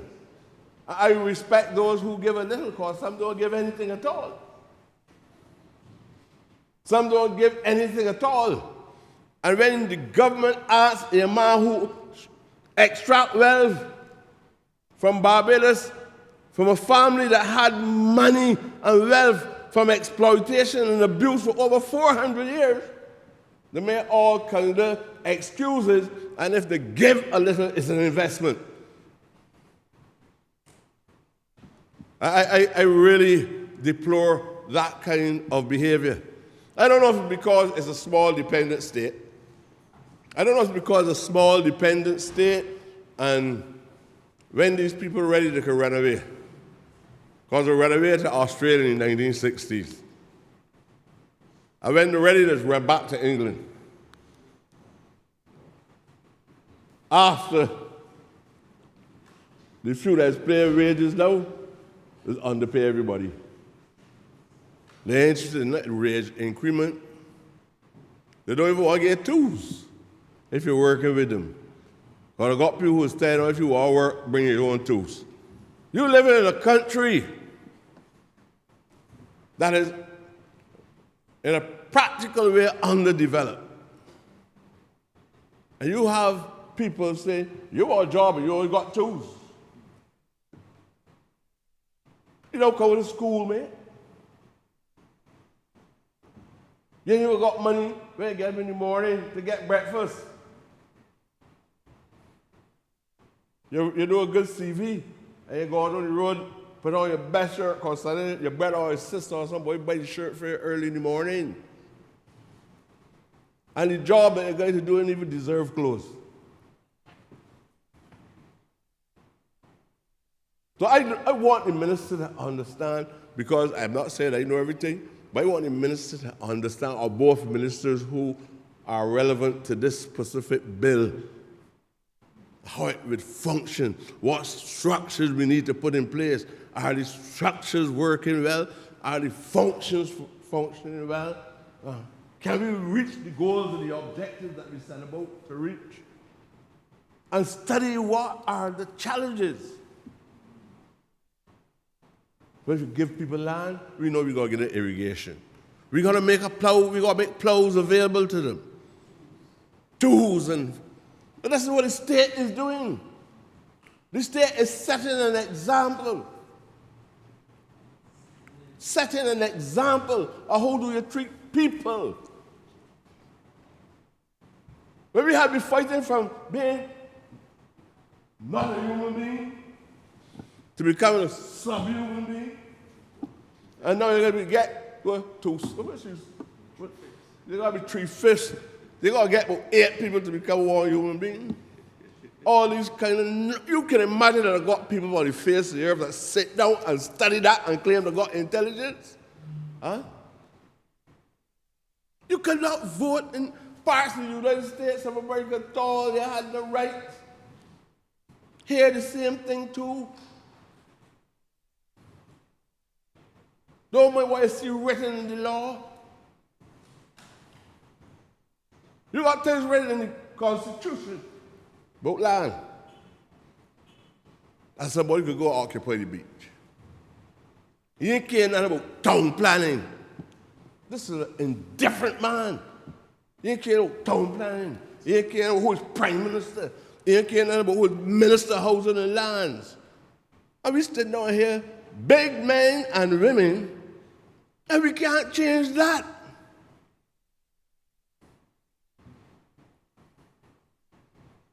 No, these are painful things, I don't know how you all feel about these things. These are painful things. It's a lack of respect for every minister and MP and any prime minister in this country, for any stupid backward man to do these things. And because of the people not having knowledge about these things, fifth formers and sixth formers trained to think the way that they think, and they're writing reports and passing information through the entire nation, even to those who don't visit here. So what they see there is like everything that they see there is like a part of the Bible.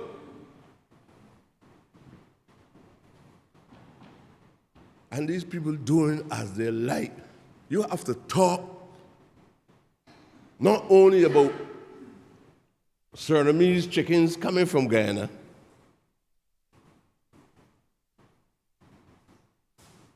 not only about whether tilapia would be in the bottom section of the machine produced by Dr. Braffett. You got to tell the people what it is this government is trying to do, because they will see it and still don't see it. And that is the ultimate The ultimate part of it is the political revolution. If you do it, I have no doubt. I heard the honorable member from St. Michael's South making the point. If it is done right, just like the Tenantry Freehold Purchasing Act, which we must give a rebirth to as soon as we're in a position to do so. It is done right, like vacation with pay. This would be one of the major planks of the Barbados Labour Party of this government then. Because somebody tell me they don't recognize parties. But this government, if we just do it right, I believe that in every vacant pocket of land across Barbados, I don't mean house spots, because somebody will reduce it to the ridiculous. We got people like that in the system. They will feel like they want to take out somebody else and put potatoes for it. But wherever the government has land, and it's not being used, we keep enhancing this care project, not just an acronym, you know. It means something, not just community agriculture, it means something.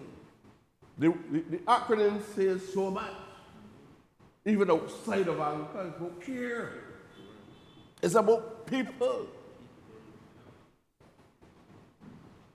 But we've got to talk to these people about it. Tell them when things were hard. You had slip feeding rabbits, and you had potatoes in the back.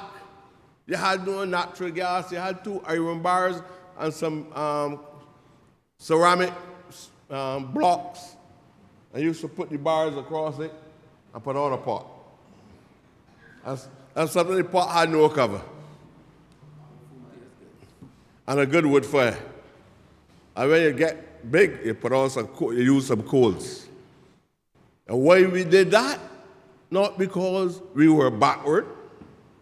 A man who behaved that way, now you either got to be doing it deliberately or you're really backward. But in those days, we had no choice. You push our backs against the wall.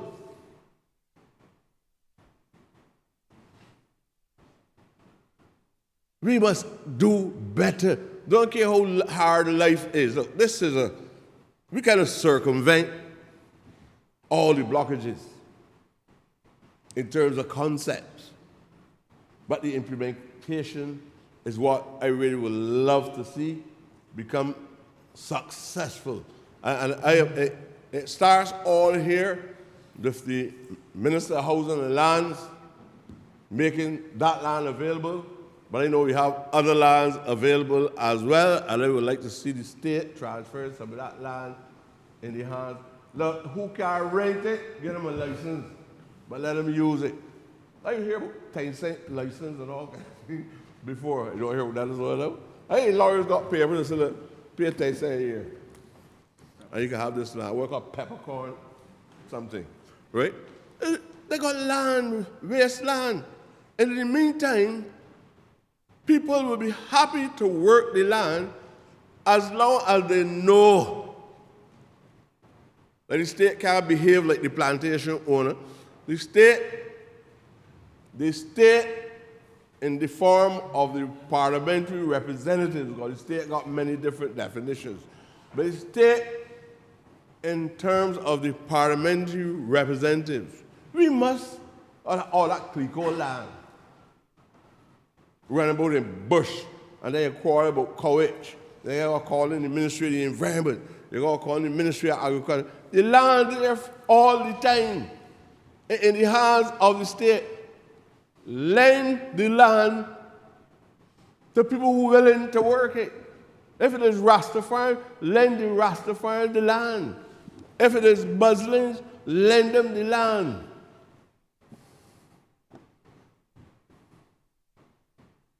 And there could be a program of that nature.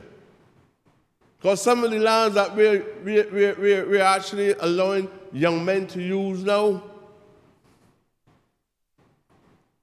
we're not so inflexible That if a man don't have $10 to pay for 2 acres, that he can't get it. Your honourable member has 2 more minutes. So, sir, I gotta come home. 2 seconds. Look, I feel very strong that we are on to something. But it is a very fertile, it's very fertile concept or concepts that we are playing with at present. We got to face the realities that the implementation might not be as smooth as the conceptualizing of this dream.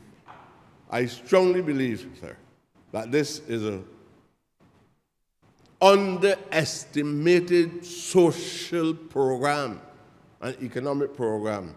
And I will finish with these words. If we can get it right, this is a major plank for the Barbados Labour Party and this government in achieving something that no other black government ever achieved in this country. I strongly support this model. I want to thank the Minister of Housing and Lands also for making available the 3.3 acres of land at Black Rock for the young people in that particular community. Thank you very much. Honourable member for St. George South. Thank you, Mr. Speaker. I rise to give some closing remarks, which shall be brief.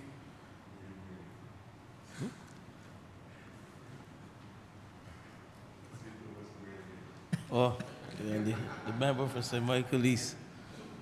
He said we are agreeing again, but I asked for how long?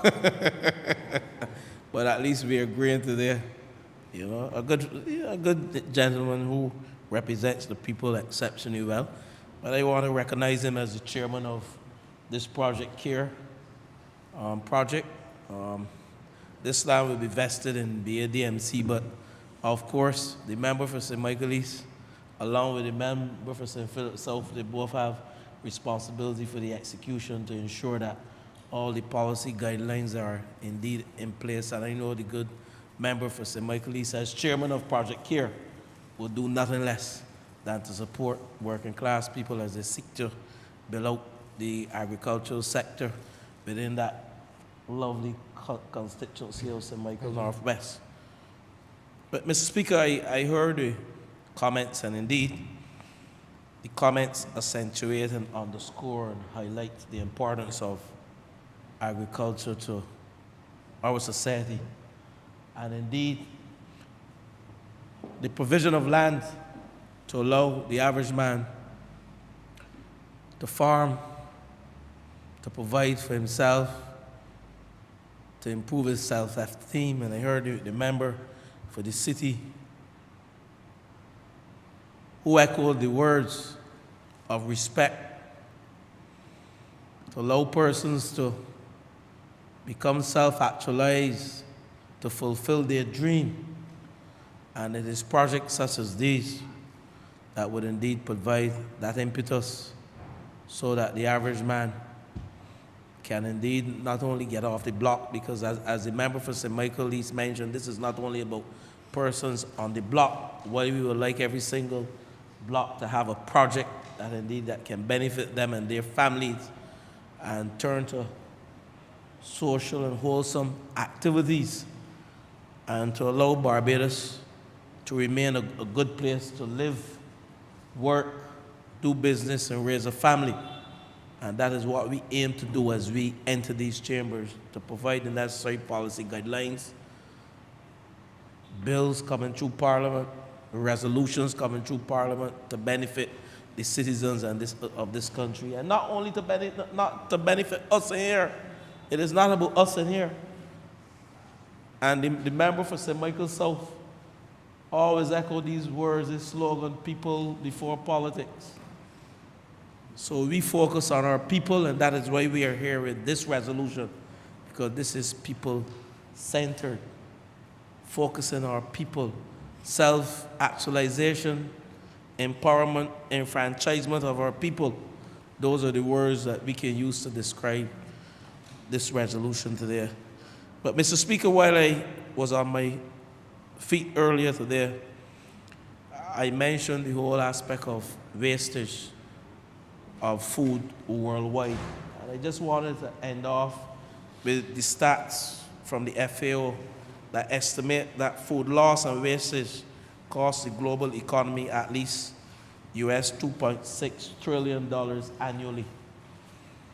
And, you know, I sent the message this morning clearly, not only to supermarket owners, but to all persons engaging in farming, urban regeneration, and agriculture on the whole. Let's minimize wastage. There's a cost to wastage, and I just share with you the global cost from the FAO associated with wastage, $2.6 trillion US, trillion dollars per year associated with food wastage. Mr. Speaker, as I close, while we have started the urban regeneration prior to this project under not only Project CARE, but the feed program, we have started not only the urban regeneration through agriculture, the Lear's Land Lease Project. But I share the sentiments echoed in here that we should use this project as a pilot for more community engagement in agriculture across Barbados. I heard the member for St. Michael's South Central who would like to see a similar resolution brought to this chamber for the land on the Pine Road. Am I correct, member for St. Philip South? And I say to her that within less than a month's time, she should have that resolution in this parliament, because if we're serious about projects such as these, we have to give equal opportunity to Barbadians, not only in St. Michael Northwest, but in St. Philip, St. Thomas, Christchurch, St. Andrew, St. Michael Central. We have to give equal opportunity to the average man to indeed engage in farming. Because I think that the member for St. Michael South picked up on it. When I mentioned the impact of NCDs, and I quoted some statistics on how this country is being impacted, not only this country, but worldwide. Cardiovascular diseases through NCDs, and other health challenges that come with eating badly. And if there's one thing that we should all aim to do, is live a healthy lifestyle. And whether it is through the Ministry of Education, providing healthy foods at the schools, whether it is through Project CARE, giving the green spaces where persons can farm through vertical farming, greenhouses or shade houses, or whether it is other technology that we will utilize, whether in the urban or the rural corridor, there's one common thread here that we all must seek to encourage across the length and breadth of this country: healthy lifestyles.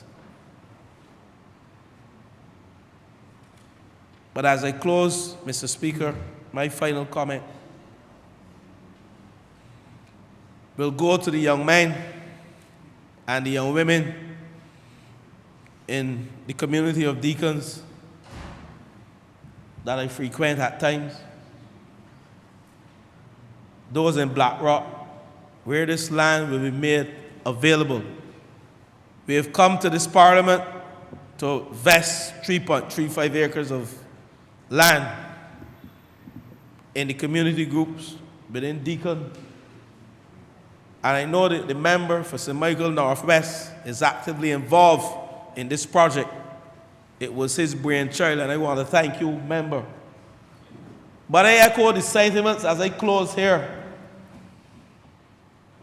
And if there's one thing I want the young men and women in that community to do, is to utilize this project to improve the social standing of that community. Create opportunities for the young men and women is 3.35 acres. It's a lot of land. So that there will be less idle time utilized by these young men and women on a daily basis. And they will more focus on productivity and producing food crops, whether root crops, whatever type of food that can indeed benefit the community. And that is true community engagement. You can produce, but allow the community to be a better community, a healthier community, as a result of these 3.35 acres that this government will vest in the community groups within the constituency of St. Michael Northwest and closer the community of Deacons Farm, Ferniehurst, and surrounding areas. So I end with that request, and I'm hoping it hasn't gone on deaf ears, because I know the good member for St. Michael Northwest has started. But we have some social challenges that we really need to address. And it is projects such as these, member for St. Michael Northwest, that will allow this government and Barbados to remain a good place to live, work, send school our children, and do business. And with those words, Mr. Speaker, I beg that this resolution now pass. I'm obliged to you.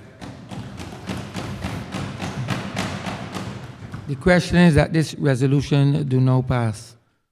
All those honourable members in favour, please say aye. Those against, please say no. Me think the ayes have it. This resolution stands passed.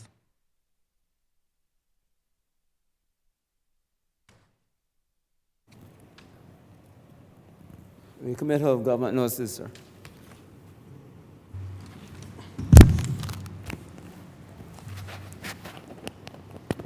Honourable member for Christchurch East Central. Mr. Speaker, I am commanded to give notice of the resolution to adopt the report of the Standing Orders Committee. Revert to government business. Order number 13, sir. In the name of the Honourable Acting Leader of the House, to move the passing of a resolution to adopt the report of the Standing Orders Committee. Honourable member for Christchurch East Central. Thank you very much, Mr. Speaker.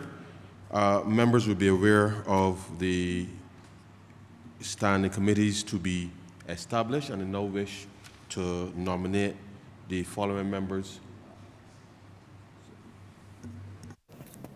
You have to move the My apologies. My apologies. Mr. Speaker, I beg to move the adoption of the report of the Standing Orders Committee. Beg second. Question is that to move the adoption of the report of the Standing Order Committees. All those honourable members in favour, please say aye. Those against, please say no. Me think the ayes have it. Mr. Speaker, apologies. I beg to nominate the following members of the standing committees. To the Committee on Governance and Policy Matters, the member for Christchurch South, the member for St. Andrew, the member for St. James North, and the member for St. Lucie. For the Committee on Economic and Productive Sectors, the member for St. Michael West, the member for St. Philip North, the member for St. James South, and the member for St. Michael South Central. And for the Committee on Social Sector and the Environment, the member for St. George North, the member for the City of Bridgetown, the member for St. Thomas, and the member for St. Michael East. Second.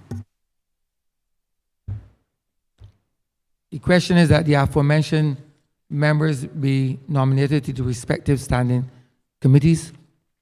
All those honourable members in favour, please say aye. Those against, please say no. We think the ayes have it. The aforementioned members are so nominated.